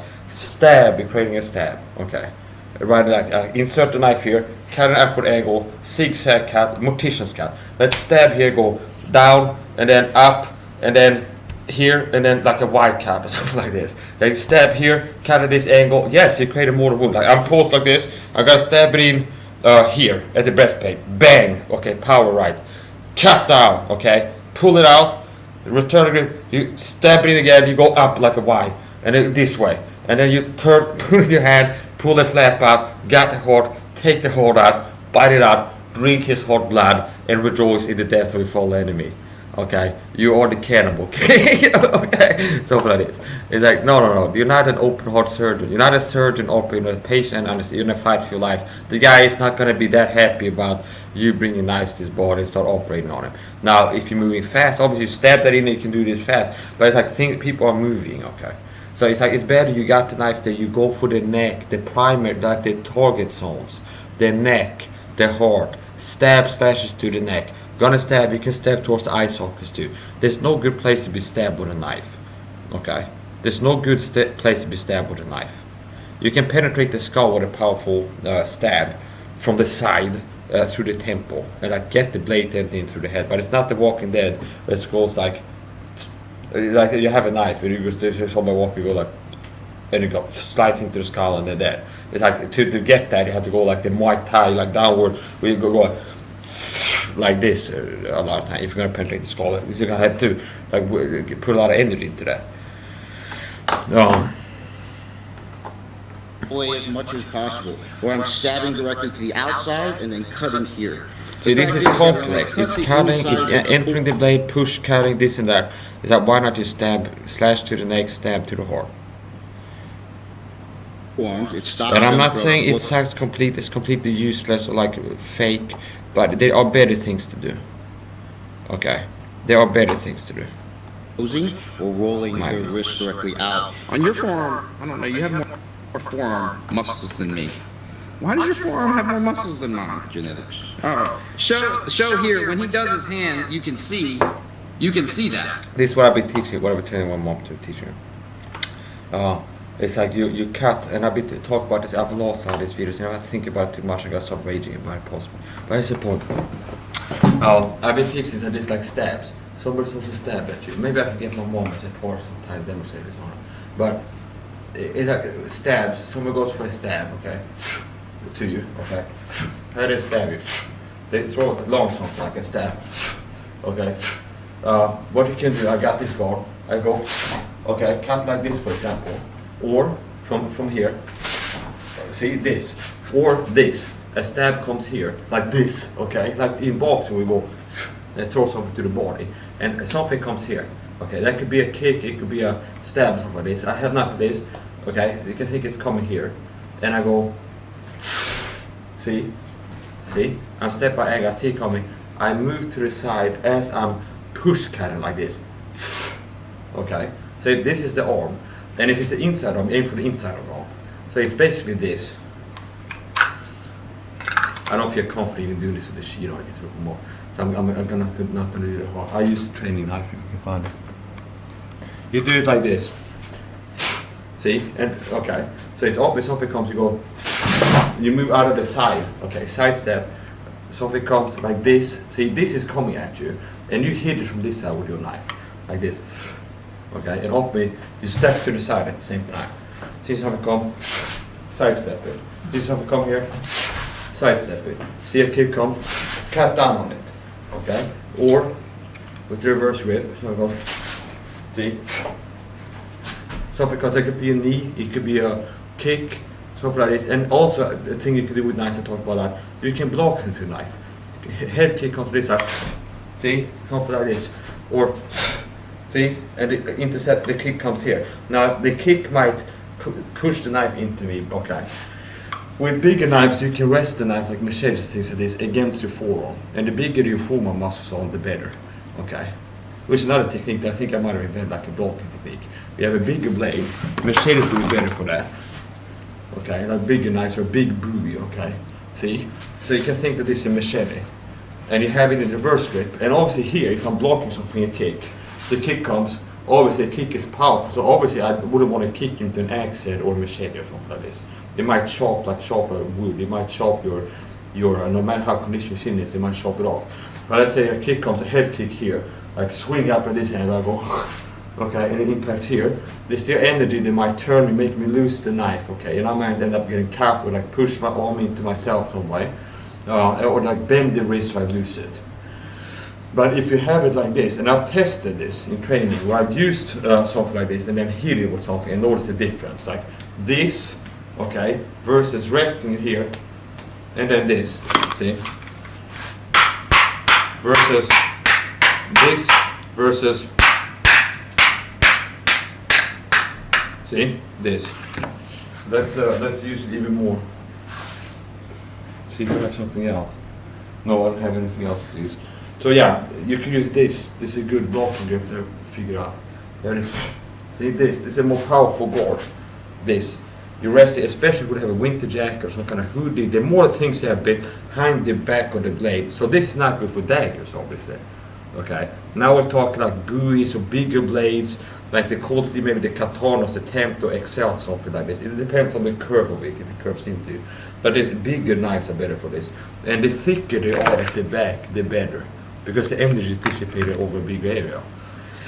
And the more things you have under here, the better. If there's a winter jacket arm or like sweatbands, whatever you got, knife-proof sleeves, something like that, whatever, the more padding you have behind it, the better. Or muscle padding. But this is good you can have with a machete like this. You can imagine this in a machete. You can attack, obviously, like this. You can go like this.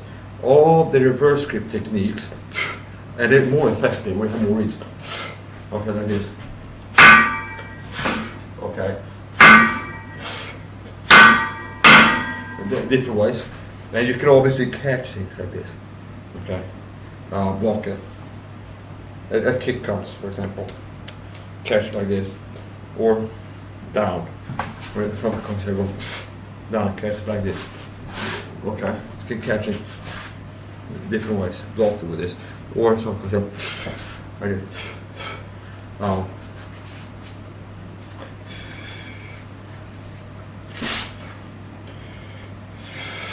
Okay, anyway, let's get back to watching the movie.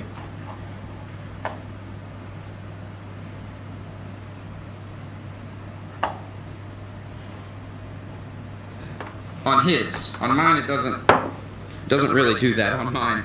But if I guess so, if you're It's saying if you stop overcomplicated. this, then this is done. Yep, so if I cut in, I've shown people how to do this in training before. I talk about it. I figure this. I'm self-trained, self-taught. I figure a lot of these things out there. It's like myself. It's like in training, I told people like you cut the inside arm, you got tendons things in here. So if you cut this off when I've been showing this in training, it's like the stabs and you cut to the side and intercept things different ways, like a knife because you cut it on the inside. You can cut off tendons and stuff like the cables that are used to grip and hold something, or okay, so you cut the inside of the wrist. So I'm coming like this at you. You push cut to the side of it, okay, like this thing, for example, or slash down on it. You cut this, it's like you make the person lose the grip, they might not be able to grip again, and they're bleeding tremendously from the wrist. So you want to target the inside of the arms if you target the arms. The outside is the shield part of the arm, the shield side of the arm. and cut all the way directly out, my ability to hold on or clasp is going to be completely restricted. That's what the muscles are designed for. So if It's like my philosophy, my thinking is once you close, it's better you attack to the neck, the heart. It's like organs, like stabs, slashes to the neck, face, things like this. Stabs to the heart, gut, organs, like stabs here, slashes here if you're close enough to be able to do that. Like stabs to the bottom of the torso, like belly button, like here. Okay, stabs at these angles, okay, like this, slashes here.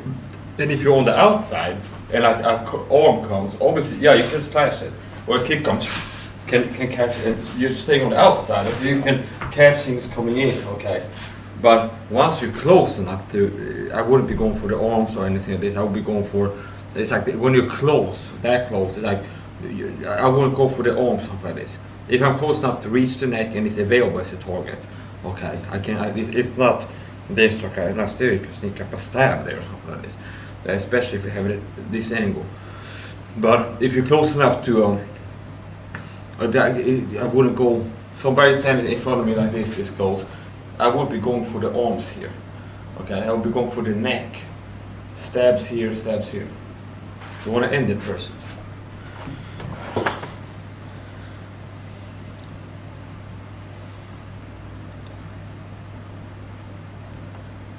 If he grabs me and I want him to let go, then I'm going to stop him from being able to hold on. So I'm stabbing up. I'm going to get a positive contact as that inserts, and then I'm driving across here. The more he pulls me in, or the more I have the ability to hold on to something, it's going to allow me to rotate in. And anytime that you stab, make sure that you grind the blade. So you'll notice that when I stab, I'm also... This is what I'm talking about. It's overcomplicated. A lot of what he does, I think, is too complicated. I think my fighting, what I teach, is more effective. What I would teach you, if you showed up with me, we had training knife, or in my videos, the techniques that I show you and to train myself, I believe them to be more effective. A better way to train, okay? And in a situation, it's like you default to level training. Guys who don't train like to say that it's like training doesn't matter, okay? It says people always who don't train, okay? Okay. But you default to level training in a stressful situation all the time, okay? Which is one of the things I heard on this guy channel. Say, yeah, okay, he's not crazy, okay? He knows that, okay? Develop training. We talks about like if you're been trained to throw elbow strikes, you're not being stressed in a combat situation, you're gonna end up throwing elbow strikes. Like, okay, if you've been training boxing, you're in a stressful situation, you're gonna end up throwing boxing punches. If you're a wrestler, you're gonna end up wrestling if you get into a situation. This is what you know, what you default to your training to. Like we've been testing with other guys before. We're doing this in training, like other boss, we're doing this kind of thing. Do this, okay? You're gonna end up doing it, okay? It's like it comes to throwing punches if that's what you're doing training. You default to level training, okay? If that's guns. And it's like I've heard people talk about guys who don't train. It's like they make it sound like it doesn't matter if you train or not, okay? But it does, okay? Obviously, like cops who go they join the police force, and they're preparing to get in firefights. For one thing, or many things, if you have wisdom and real understanding about fighting and martial arts, as it is, if you understand one thing, you understand many things. So they don't tell cops the way to. You have to get into firefights to be able to get better at firefights. Okay, that's the only way. You have to have actual firefights to get better at firefights. Okay, no, they had them go to shooting range. Okay, okay, and bang, bang, bang, bang, bang, bang. Shoot the paper targets. Okay, things are not shooting back. To what? Get better at gunfights. Shooting at other people when they have a gun they need to shoot. Okay.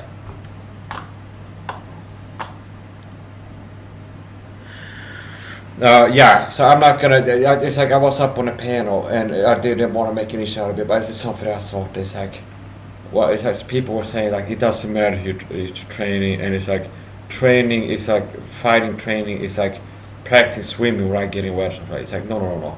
It's true if you understand things for real. Training makes a difference, okay? Training makes a difference. If you don't have training, you will default to your natural human instincts, okay? Where it's like you haven't trained throwing punches, you get it, you might end up doing this with your hands, like a windmilling or things like this, okay?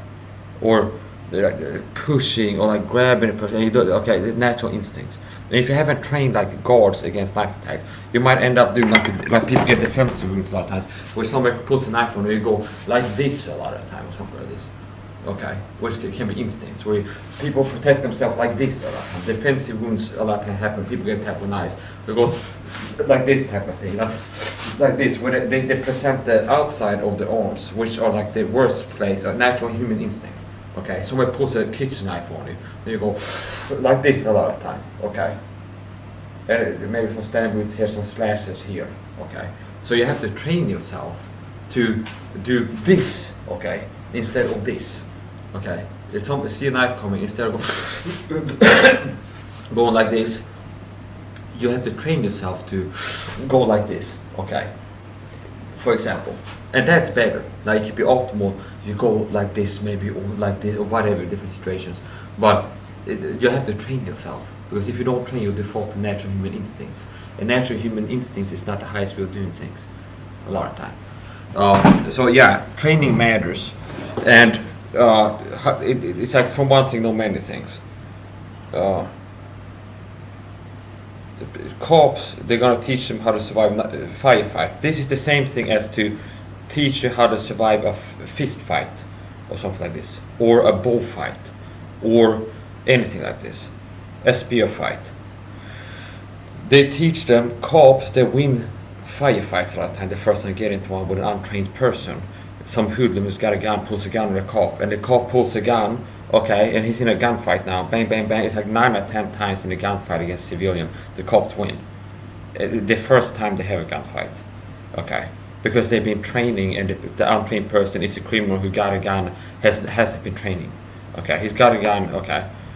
So apparently training matters. It's not like, no, it doesn't make any difference. You have to be an actual gunfight.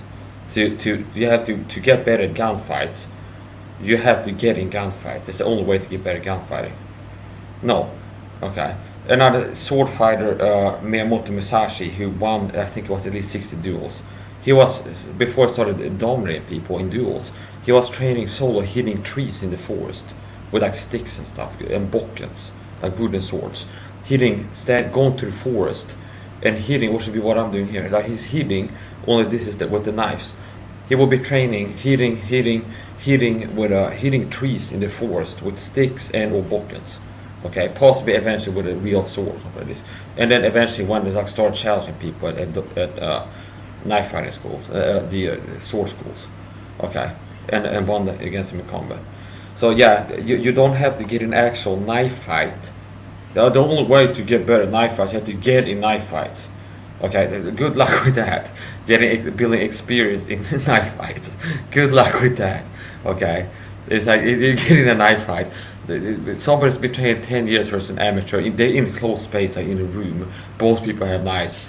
It's like, okay, you can count on getting cut a lot of time. And it's not impossible that it's like you can end up killing the guy without getting hurt once, and maybe get a significant slash on or something like this. But it's a lot of time, like knife fights, you're close enough for the person to touch you with the knife. It's kind of straightforward. So basically, that's the point. Training is valuable, and don't let people make you think like it's pointless to train, because you can improve your chances in surviving a sword fight by training cutting things with a sword, okay, and wielding around, training form and stabbing things and slashing things and practicing guards and blocks and things like this. You can improve your chances. It's 100% that you're going to win because it doesn't train. No. When you train the right way, you train in intelligent ways to make sense and build muscle memory and things like this, it improves your chances for sure. You can get better at a gunfight by not being in a gunfight and practicing drawing the weapon, placing iron sights on targets, like all the minutiae of it, okay, trigger, how you manipulate the trigger, and things like this. Okay, you can get better at it. Same with it's across the board, one thing, not many things. That applies. You can improve your chances at winning a fist fight by training throwing punches and blocks against punches, and training ways to not get hit by punches, okay. And you can improve your chances to win a gunfight by shooting a gun, okay, and practicing things like popping up behind cover and shooting, talk, bang, bang, bang, bang, okay, like competition shooting, okay, doing things like holster, cock it, shoot, okay, you can get better. So don't let people trick you into thinking that there's somebody asking a question, you're gonna get blocked. Okay. You're asking dumb questions. Then you put a skull into your comment.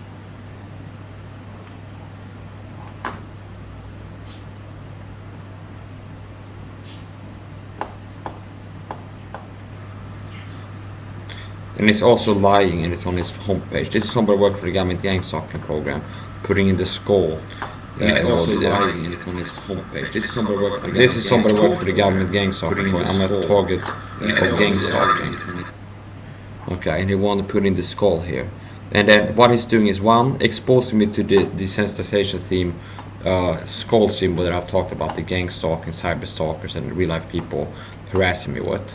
Okay, and two, covering up the censorship on my channel, because I talk about, make us think about how the people like YouTube works to hide my streams from people. So he's doing two things. He's exposing me to the trigger, and then he's also covering up the censorship and lying like, oh, YouTube is recommending this. We showed up on Live Now or something like this. Okay.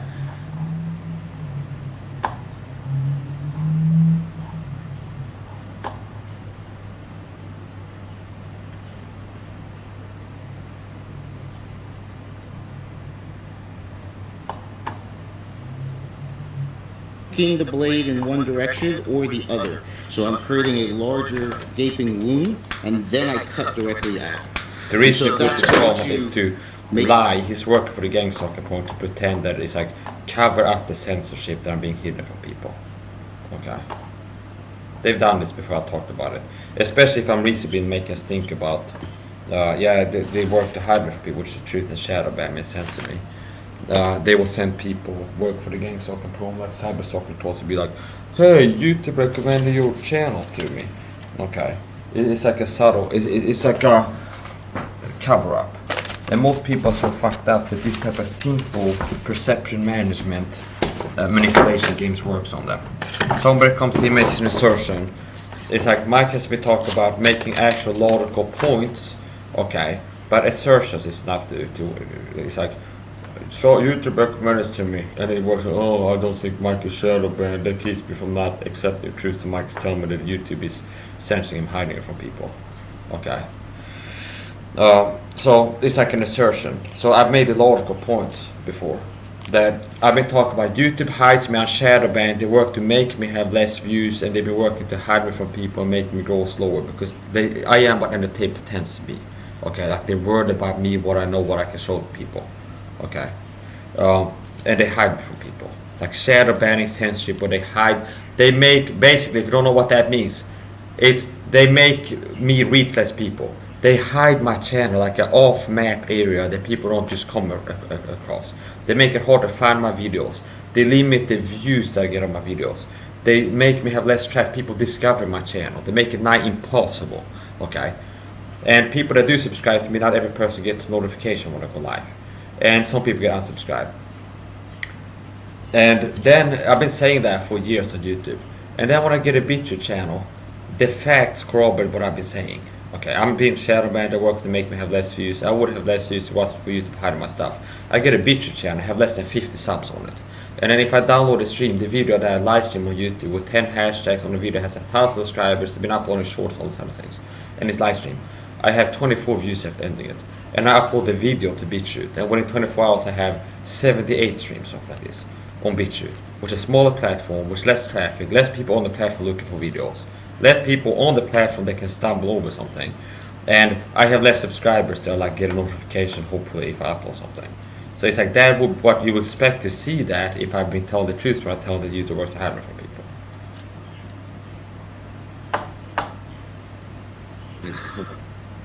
But a lot of people is so dumb that They can think about other things than grabbing, and that arm is going to be fairly the useless. government except for sends basically a the blocking Masons sends a program, like whatever. The what do you call them? The disgusting piece of shit flying monkeys for the NPD psychopaths to work to destroy my life and target me. They send some little scum bitch into my channel to be some gang stalking troll. Oh, YouTube recommend your channel to me. It's like basically read, I'm here to cover up the censorship for your channel. Okay. It's getting too obvious that you're being censored. It's like I have to be here like I found your channel. Okay. Your channel, I found your channel. It showed up on my homepage. YouTube recommended it to me. And that affects it on a mechanical level. Yes. I think You're we lying. think of Go fuck yourself. the like superficial cuts. Like we think like Yeah, knife fighting. knife fighting, right? Like, oh, if I just go, yeah, like that sort of thing, and you get me. That if I wasn't all the way committed, that might do something. Right. But Here's part of my greatness as a man. That I'm better and that I'm better at people in different ways that are niched into this. I know the Bible better than most Bible teachers on YouTube. People are niched, like I'm focusing all my stuff into, I'm a Bible teacher on YouTube. And I know the Bible can teach it better than them. Okay. I can teach knife fighting martial arts better than a big influencer who's niched on this, like 100,000 subscribers. It's like niche on teaching people knife fighting. And I stumble over it and I figure out a better way to do something. That's why I'm doing the video in less than 10 minutes. Okay. That's part of my greatness. Okay.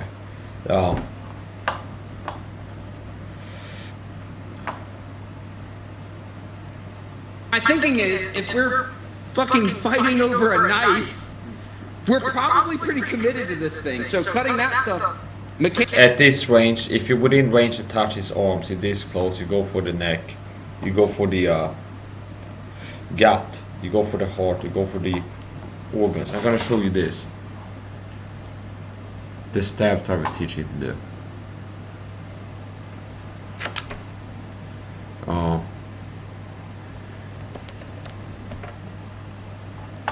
Here. So if you notice the techniques I've been showing you, I'm gonna screen share. Here's the human body. Notice how they stab where I'm teaching you. Look at this. Here's the heart. Okay, look at this. Here. Okay, here's a breastplate covering this in a rib cage. So I'm teaching you to insert the knife around here at an upward angle. So you might get an aorta or poke into the heart, see? Makes sense. Or from the side. Now don't show you the organs here on the side. From the side here on the rib cage. Or here, basically around this area at an upward angle.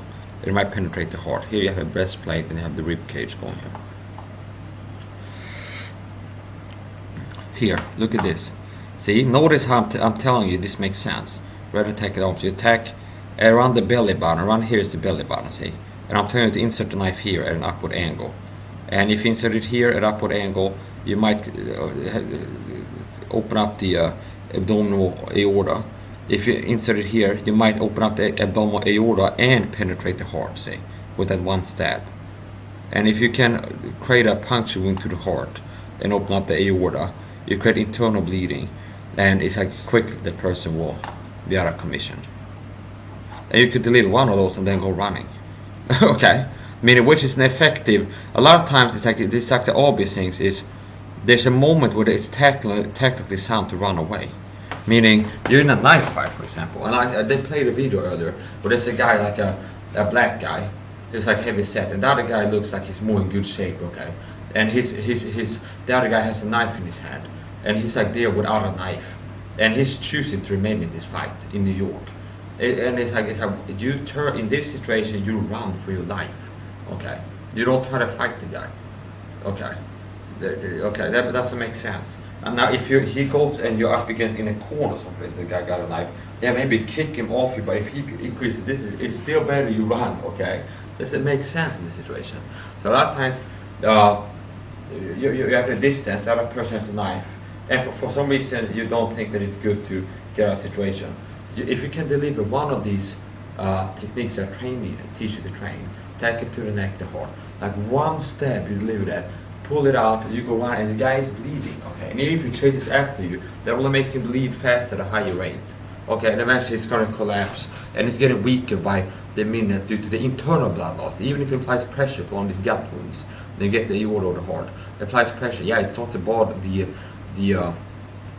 leaving the body, but this internal bleeding, okay? Where the insides of his body is filling up with blood. It's still leaking. You need a surgeon to stop that bleeding. Okay, which means one of these bang, and then you pull it out, and the guy's got a knife, and you go running, and he's bleeding. If he will be pursuing you, it's not gonna take long until he passes out. And running will make him pass out quicker. To increase like the blood, like pumping, the pressure, like how fast the blood is pumping out, and it's using up the oxygen that he's running low on by running. So basically, stab and run can be a good attack too, or slash and run. Candy, it doesn't matter if I'm tough. And they named this the real way to use a knife in self-defense, which is not. This is somebody work.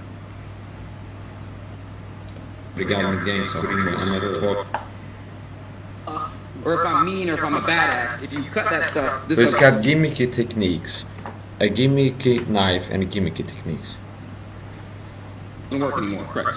Stop him from using his hands, accessing weapons. What if I want to destroy his mobility? Just stop him from standing, or allow me to cause more trauma easier because, well, he can't move around. So the thing is that from here, I'm going to be stabbing into his From leg. here, you're gonna be stabbing to the gut, at the heart, or the aorta, like I teach you in training. Why to the leg? Why to the leg? Okay. This is still, you're this close, you can reach this part of the body. Why not stab here? Okay, boom, är där på det går. Or here to the sides. Okay. Why not stab like this, or like this, or like this, or slash to the neck?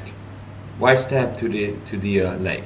Now, if you're in a situation like I told you, where you have the knife, the person is close to you, and you drop down and you get the knife, a dagger, behind the knee, okay, here, and then you pull it, okay, like this, behind. You pull it, okay, that will be better. Like stabbing, I turn around, like a stab, you drop down, maybe you get it behind the neck, you pull it like this. That's what that can be useful sometimes. But a lot of times it's like gimmicky and made to look like advanced. Okay, this is better, more effective ways to utilize your energy. Try to stay lower on. And this is kind of reminiscent, like the knife martial arts community. It's similar to martial arts before the UFC, because see, it's that thing where it's like there's a lot of like fakes and like kind of nonsense techniques, because there's not a lot of actual knife fights going on, okay, and there's no sports knife fights to the death. It will be like this guy, UFC 1 knife fights to the death. It will be like, oh, the people who uses mic techniques, that is the most effective fighting style. Where if you're this close, you attack to neck with slashes, stabs, okay, and not like I want to say like stab in and like turn and things like this. Understand, it's similar to that when before the UFC, when different ways to do things were tested and pitted against each other, people feel like, oh, this works, this is the most, and it's not like the other things are like completely useless, but like this is the most effective. That's what I'm talking about. There's a more effective way to use your arms to attack than this other style. There's a more effective way to use your legs to attack than this style, okay? This is the most effective way. Doesn't mean that the other side is completely useless and have no value and you can't hurt somebody, move your arm like this, for example, okay, or like this or whatever. So that because there's not a lot of knife fights going on, and there's not a lot of trained people that are trained in knife martial arts fighting other people that are trained in knife martial arts, like trained knife fighters getting into knife fights for other people that have trained knife martial arts and from different styles. To get like to see what works. I have like we have 150, we have 100 fights to look at where there's this guy trains this way, final guy trains this way, and then you can compare like percentage, like how many most often this type of people doing this thing win. To the thigh, and as I'm doing that, I'm going to. You're this close, why you're not stabbing to the gut here, for example, or to the side here. See, verify I'm screen sharing. I wasn't, it's good I was verifying. Here, why when you're this close are you not stabbing here, or here, or here?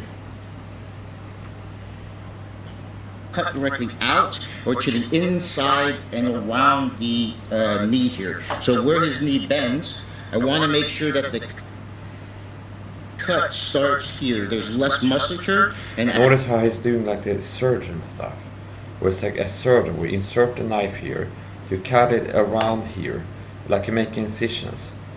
The guy's not gonna stand there and wait for you to do this, okay? That is simple. Stab, pull out, slash, or stab again, and keep doing that. I like stab, like turn the knife and around and do this, like this more complex, which under stress is difficult to do. As people wear pants, sweats, whatever, the pockets are going to be lined with either keys or phones, so I don't want to cut over that. I'm getting a positive stab or cut, and then in turn, as I'm cutting, that's usually people will be going better to off block listening to me them directly to if their they want to knee, learn how to or fight with a just knife with this restrict guy. their ability And they'll be to better off use that listening to leg. So me that allows, recommending as I'm stabbing and if somebody's cutting, like, I want to buy a knife for self-defense and figure out how to use it effectively, they will be better served by listening to me and look at what I recommend. And I don't sell any knives. Look at what I recommend for a knife and how to use it than this guy. It's a fact, cold hard truth.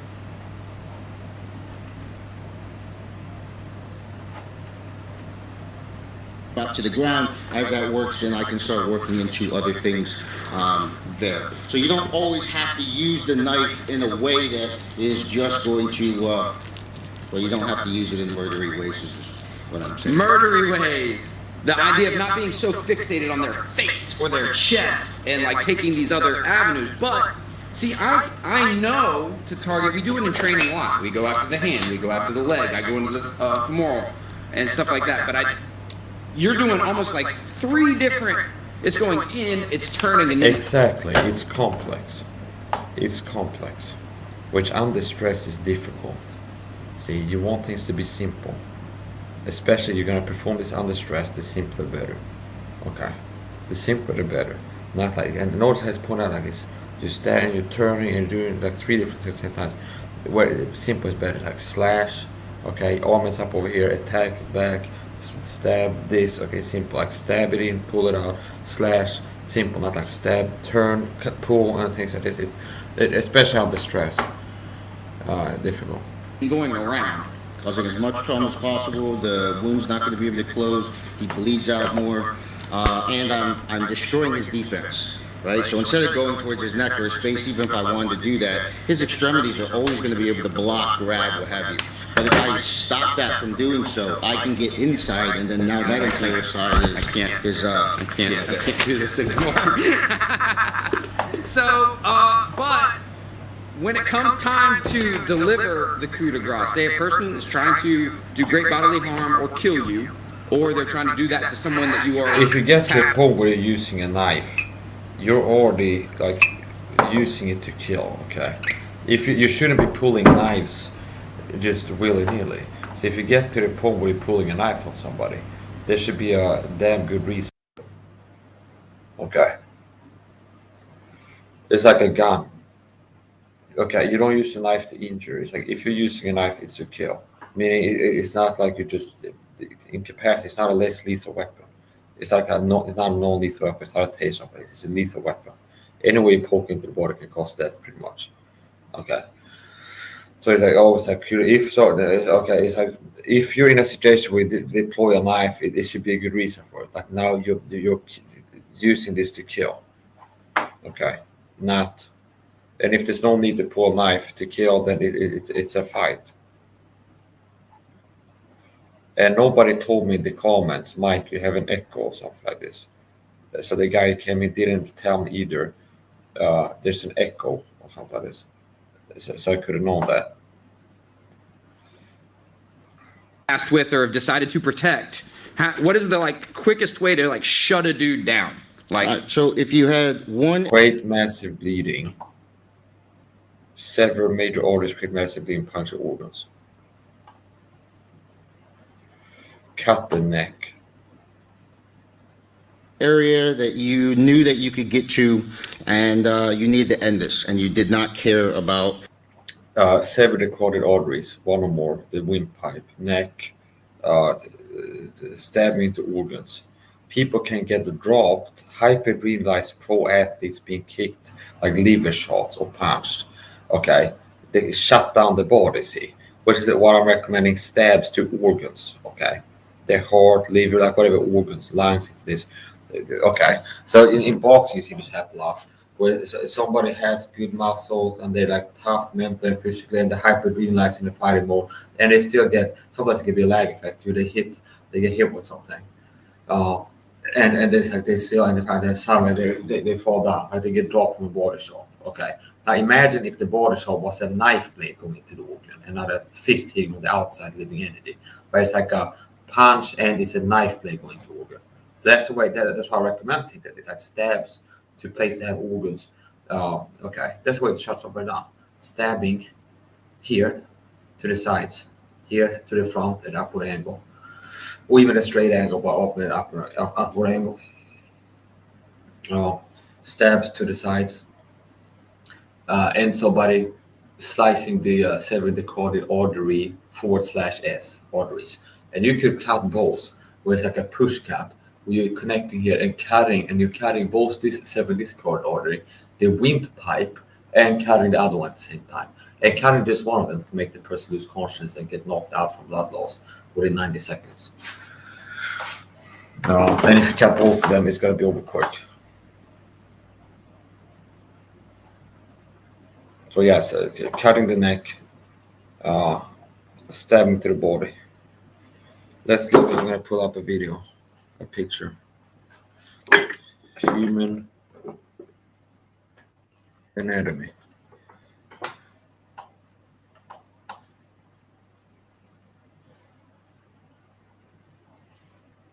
If you look here. So if you remember what I've been teaching in my videos and showing you how to use a knife, I'm telling you to stab around this area here at an upward angle, okay, or from the sides, okay, so like here, or from here, or an upward angle around here, an upward angle, okay. So you might organs here, slashes to the neck. You can see the rib cage, the breastplate here, and I'm telling you to stab around here in upward angle. Or attack to the side here, or to the side here, that's better. Or the neck.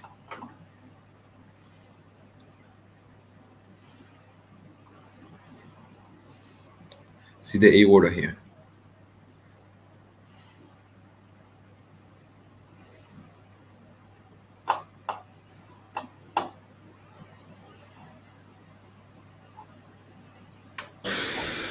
Well, any of the legal parts. I need his hands and his attention somewhere else other than where the knife's going. So my hands are Where's the knife going? It doesn't matter where my hands are here. Where's the You're just here for the ride. So I'm here, my hands are on top, and then I'm going up directly towards the Yeah, eyes here. yeah. You know, so from here, I'm gouging. Now, in the real scenario, I would drive that all the way through the eye socket. My fingers wrap underneath. You'll notice that his reaction was his hands. If it this close, I would rather throw elbows, upward elbows off like this. Can have the same effect, being attacked to the head. Okay. Because you have to be precise. Reaching, putting the thumbs into the eye sockets. And the guys, once again, you're in a fight, see? So it's not static. It's not finding it like the dummy when you're doing training. Now that does move around. But it's like even that, like you're gonna just like get the thumbs into the eye sockets. It's like when you're that close, why not throw an elbow, okay? Like an upward elbow, for example, and then you reach back and then deploy the knife, okay, and then come up with that. And this is the second time I spill on this glass, so it's good that I had a small glass, not a big one, because there'd be more whiskey lost. If I was real, I could get a straw and like suck it up or something like this, but they pour out some liquor for my homie Jesus. Okay. Pour out some liquor for Lord and Jesus. Okay. And I said, let's get back. This is serious. Came up. You're this close, why not throw elbow strikes?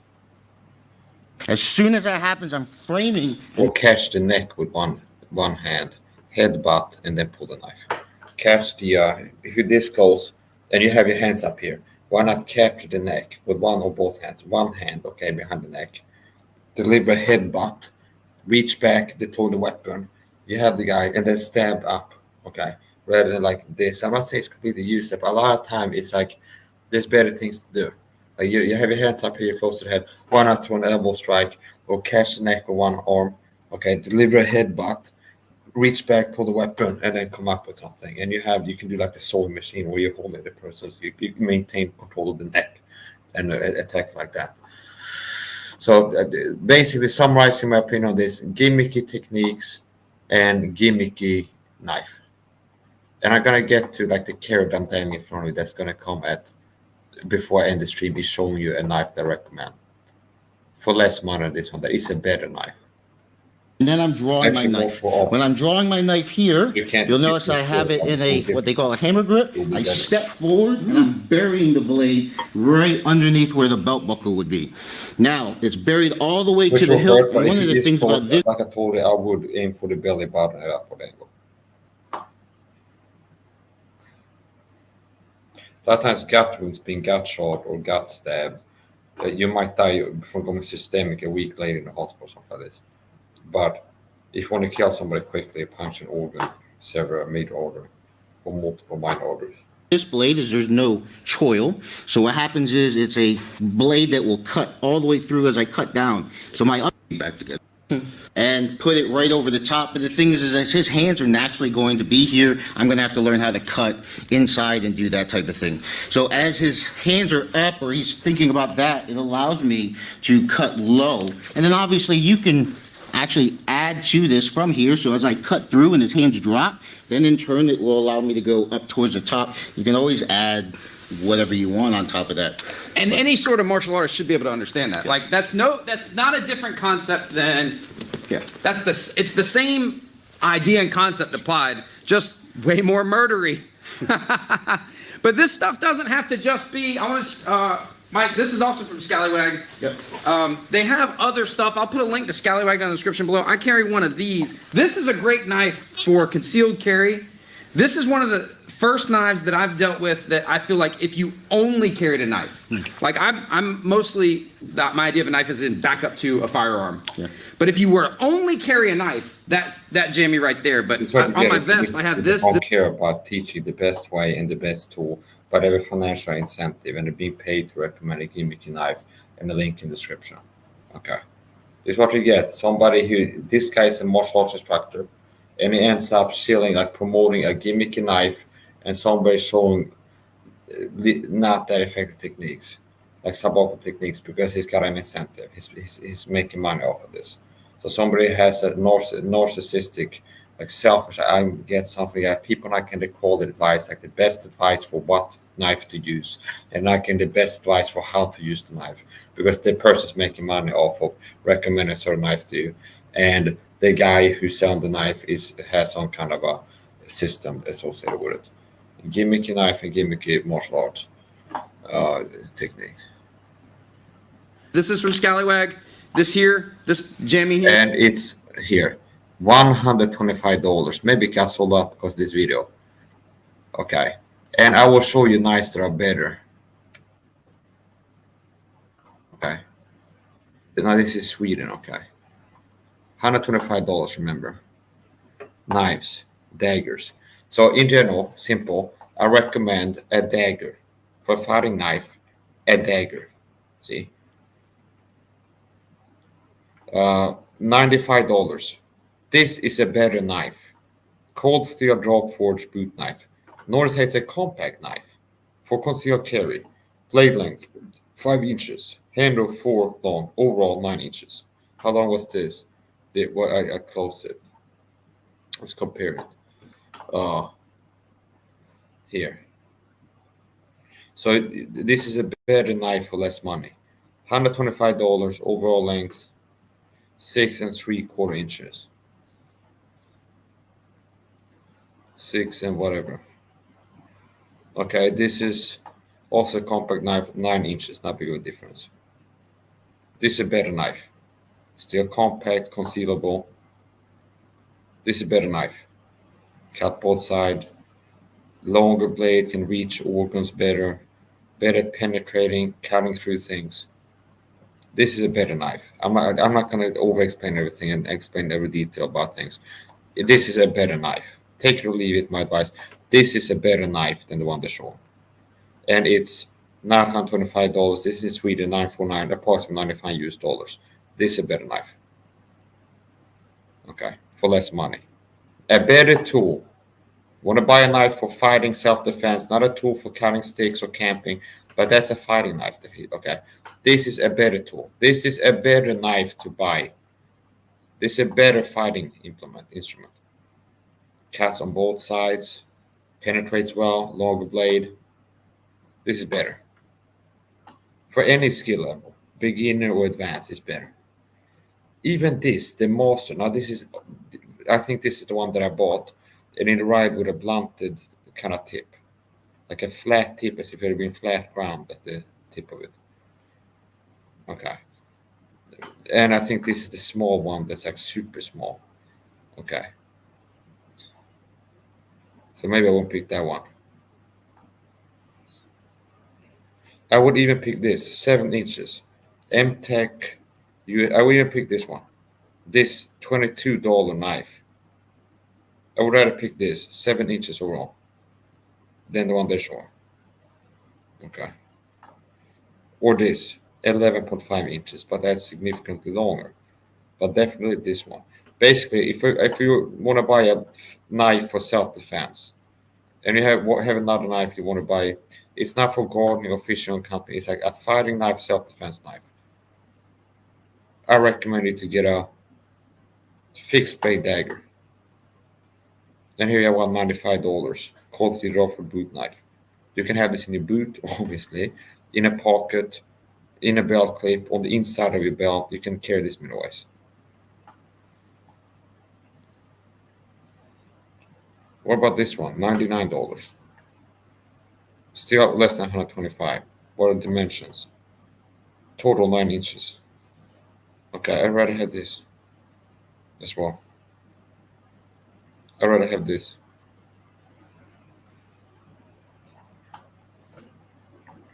I'd rather have this too, 9 inches. Even this M-Tech knife, it's like an El Cheapo. This knife, I would rather have this. I would rather pick this M-Tech USA, 9 inches overall. And it's $36. Okay. Now, if you want a more quality knife, you can buy this. Cold steel draw forged boot knife, $95. This is a better knife for fighting, and they have some more expensive ones there, like this. This is $300. Okay.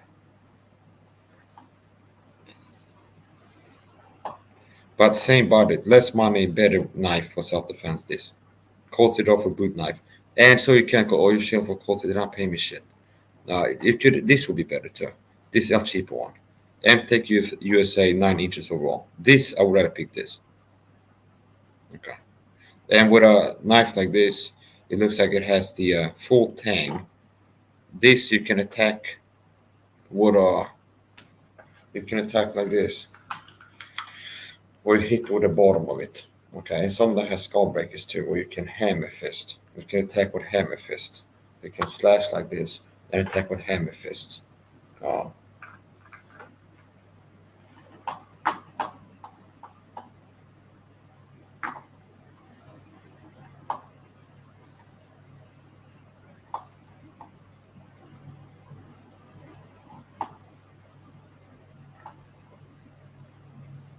Okay, babe. Yeah, so if you want quality advice, you listen to me. And what I recommend is better. You get better advice, better training. You want to not settle for less. You should listen to me if you want to get good advice about knife fighting. I give better advice than this guy. What knife is good to use and how to use it.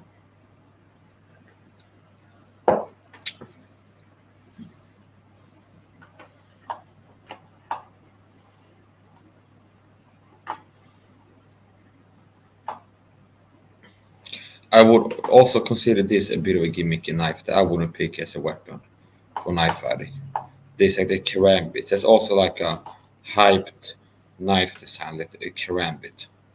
Okay, it's like I think simple. Okay, fixed blade dagger, fighting knife, fixed blade dagger, proven.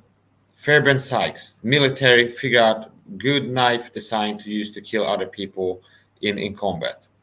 Okay, close range combat. Dagger, cut on both sides, pointy blade, good at stabbing, penetrating long enough to reach vital organs, arteries, mid arteries into this. 1918 trench knife, dagger, once again. It's like the military figures out a good design to kill people, and many people get killed by them. It's like tested. They didn't use karambits, curved blades. Okay. Okay. I would consider this a bit of a gimmicky knife too, like the karambits. Okay, it's not a bad knife. It's very good for the reverse grip slashing that you see me do sometimes. There will be like niche towards that technique, attack like that, like in the reverse grip and attack like this. Okay, very good at that, but you can't be attacking like this straight with it because it's curving upwards. So when you hold it, you're not stabbing with it, and you have to like curve it. If you want to stab from the side, you can't. It limits it. Okay, so it's less simple. If I have a straight pointy blade, I can go stab like this. I can stab like this. I can stab every which way. But the karambit is a curve, so I can stab like this, for example, or like this, and it's niche more for cutting and things like this. and people that do like the knife grab or into that, that people are very into the type of stuff that he does, where it's like you catch a limb and you turn around and then pull and you hook things, as he said this. I consider that a little bit of like an overhyped knife design, the Karambit. I'd rather go for a fixed blade knife.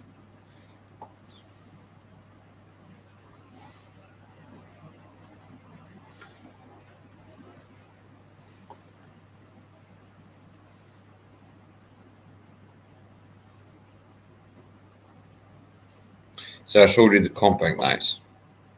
Let's take small knives here.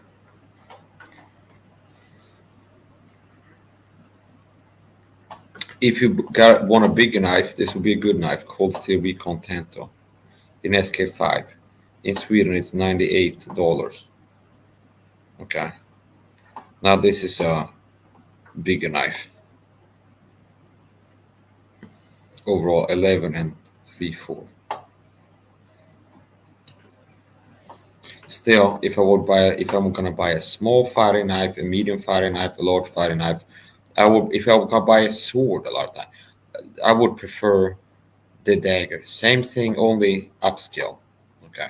So I'm gonna if I'm gonna buy a small knife, concealable, small dagger. Gonna buy a medium sized knife, gonna be the same. Okay, a dagger. Gonna buy a big one, gonna be a dagger. Gonna buy a sword, it's gotta be can cut on both sides. It's a pointed tip, so you can stab with it.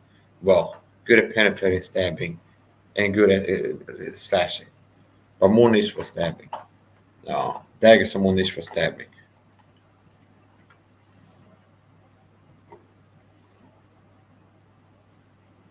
This, I guess, would be a good knife for the technique that I was talking about before. This one,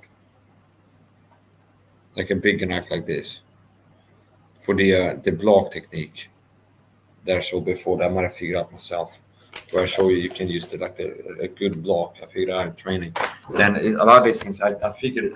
I'm self-trained, self-taught, and it's some 144.1. So a lot of things I figured out, and then I don't watch other people's videos. Sometimes I can check out a channel like this, and I say, oh, okay, they're also using the knife like this or something like this. But it's like parallel thinking. People who are not crazy and figure out what actually works. Like, it's gonna be. I mean, I don't claim there's nobody else ever done it, but I still invented it. I mean, it's like I start training, I figure out things. It's how we training. I get a knife, I start like feeling using body intelligence. I can attack like this. Okay, then what can I do from here? I cut down, go to the hip, stab like this, and figure out the things that work. Okay. Then one of the things I figured out too is this block. This. Okay. For a bigger knife, I'm gonna say that would be good. Where if you have it like this, this more given, easier for you to drop, it puts pressure on the wrist. So a kick, for example, or a hook or something like this, impacting here. It can turn the knife around. So basically, you have it like this, and this is like the power block, which you block kicks better with this, or elbow strikes or punch or anything like this. This is good for blocking. See, and it's supported by the forearm. Big knife would be good for that, like a machete.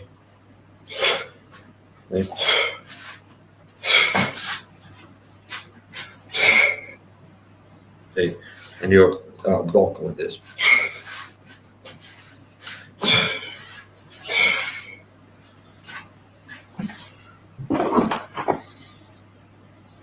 I made this myself. I was impressed at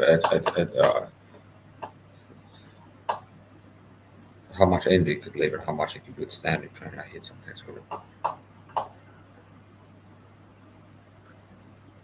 You're not capitalizing my name when you run it, which is against protocol. That's enough to get people blocked sometimes.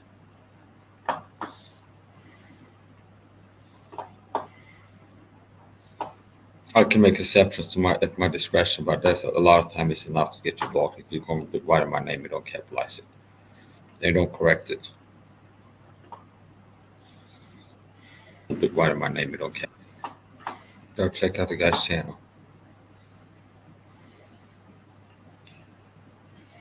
Okay. Go check.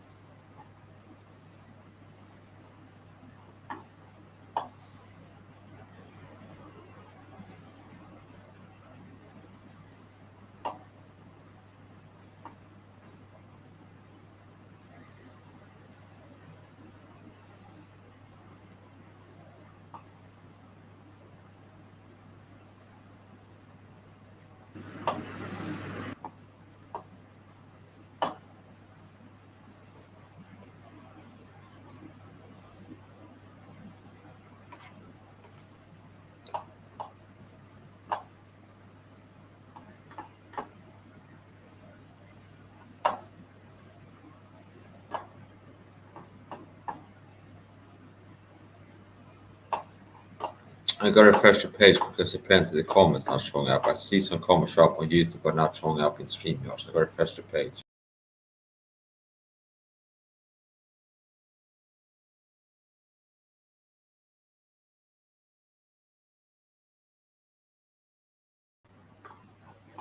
Okay, there you go. I'm back. I refreshed the page and now I can see the comments on StreamYard. So before I couldn't see these.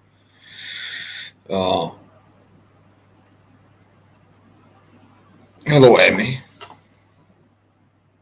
Hello, Ami Film Channel. How you doing?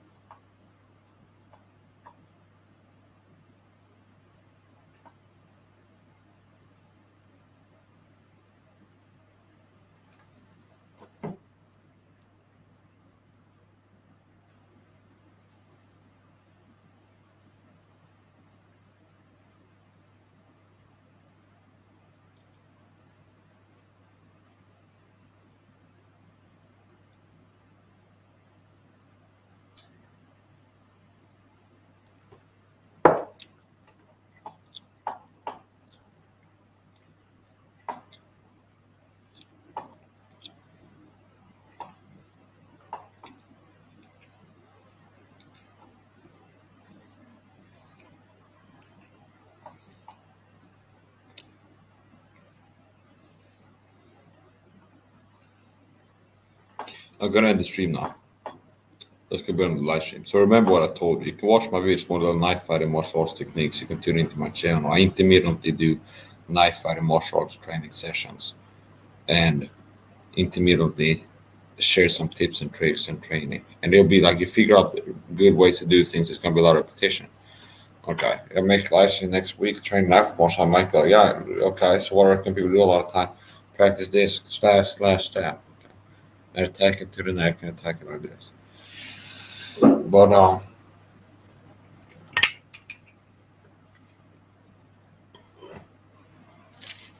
it's not rocket science. That's below my strength, which see through my fingers to fight and my hands to war. My goodness life, my fortress, my high tower. I'm self-trained, self-taught in martial arts. All the martial arts I practice, self-trained, self-taught. Knife martial arts, fighting with knives, elbows, kicks, everything. I've been training, teaching myself, and I credit God looking better at this. Praying to God to get better at knife fighting, and it's helped me get better. Praying to God to get better at fighting, and it's made me get better.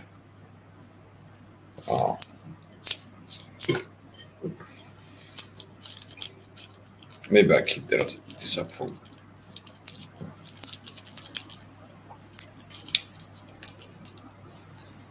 I want to see if the. I'm gonna edit the title after this. This has been more than training it. I made it to be spilled. $3 for whiskey.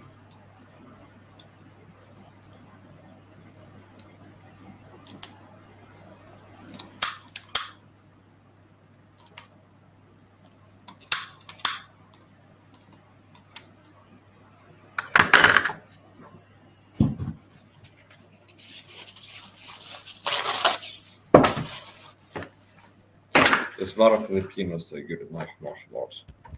The Philippines is a knife fighting culture.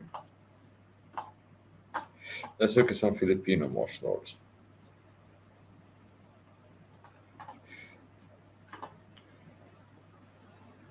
I don't see a lot of the Filipino gold seamers do knife martial arts or anything like this.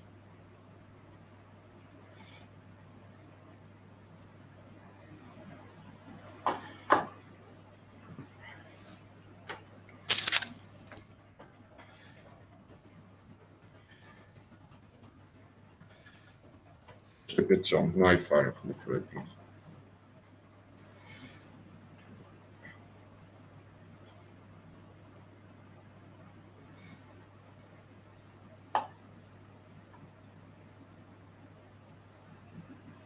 Look at this. Hey, what's happening? Paul Ingram here at College Center. In today's training, we're taking a look at some of the knife basic skills, so that way we can start improving our knife handling. But the basic ideas or the basic principles is that we have a thrust that comes up the center line. See, notice how this is the type of stuff people figure out things in training that works. They do similar things like that. It's like come up with a thrust, okay? This type of stuff. We have a thrust on the backhand side. See? And we have a thrust on the forehand side. And then when you go back here with a thrust, you can go return with a slash. Right here. So we can thrust on the center line, the backhand, and the forehand right there.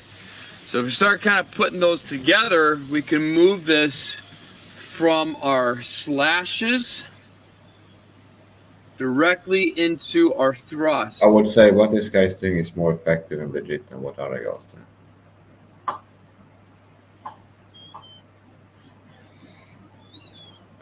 We're going to this stream now.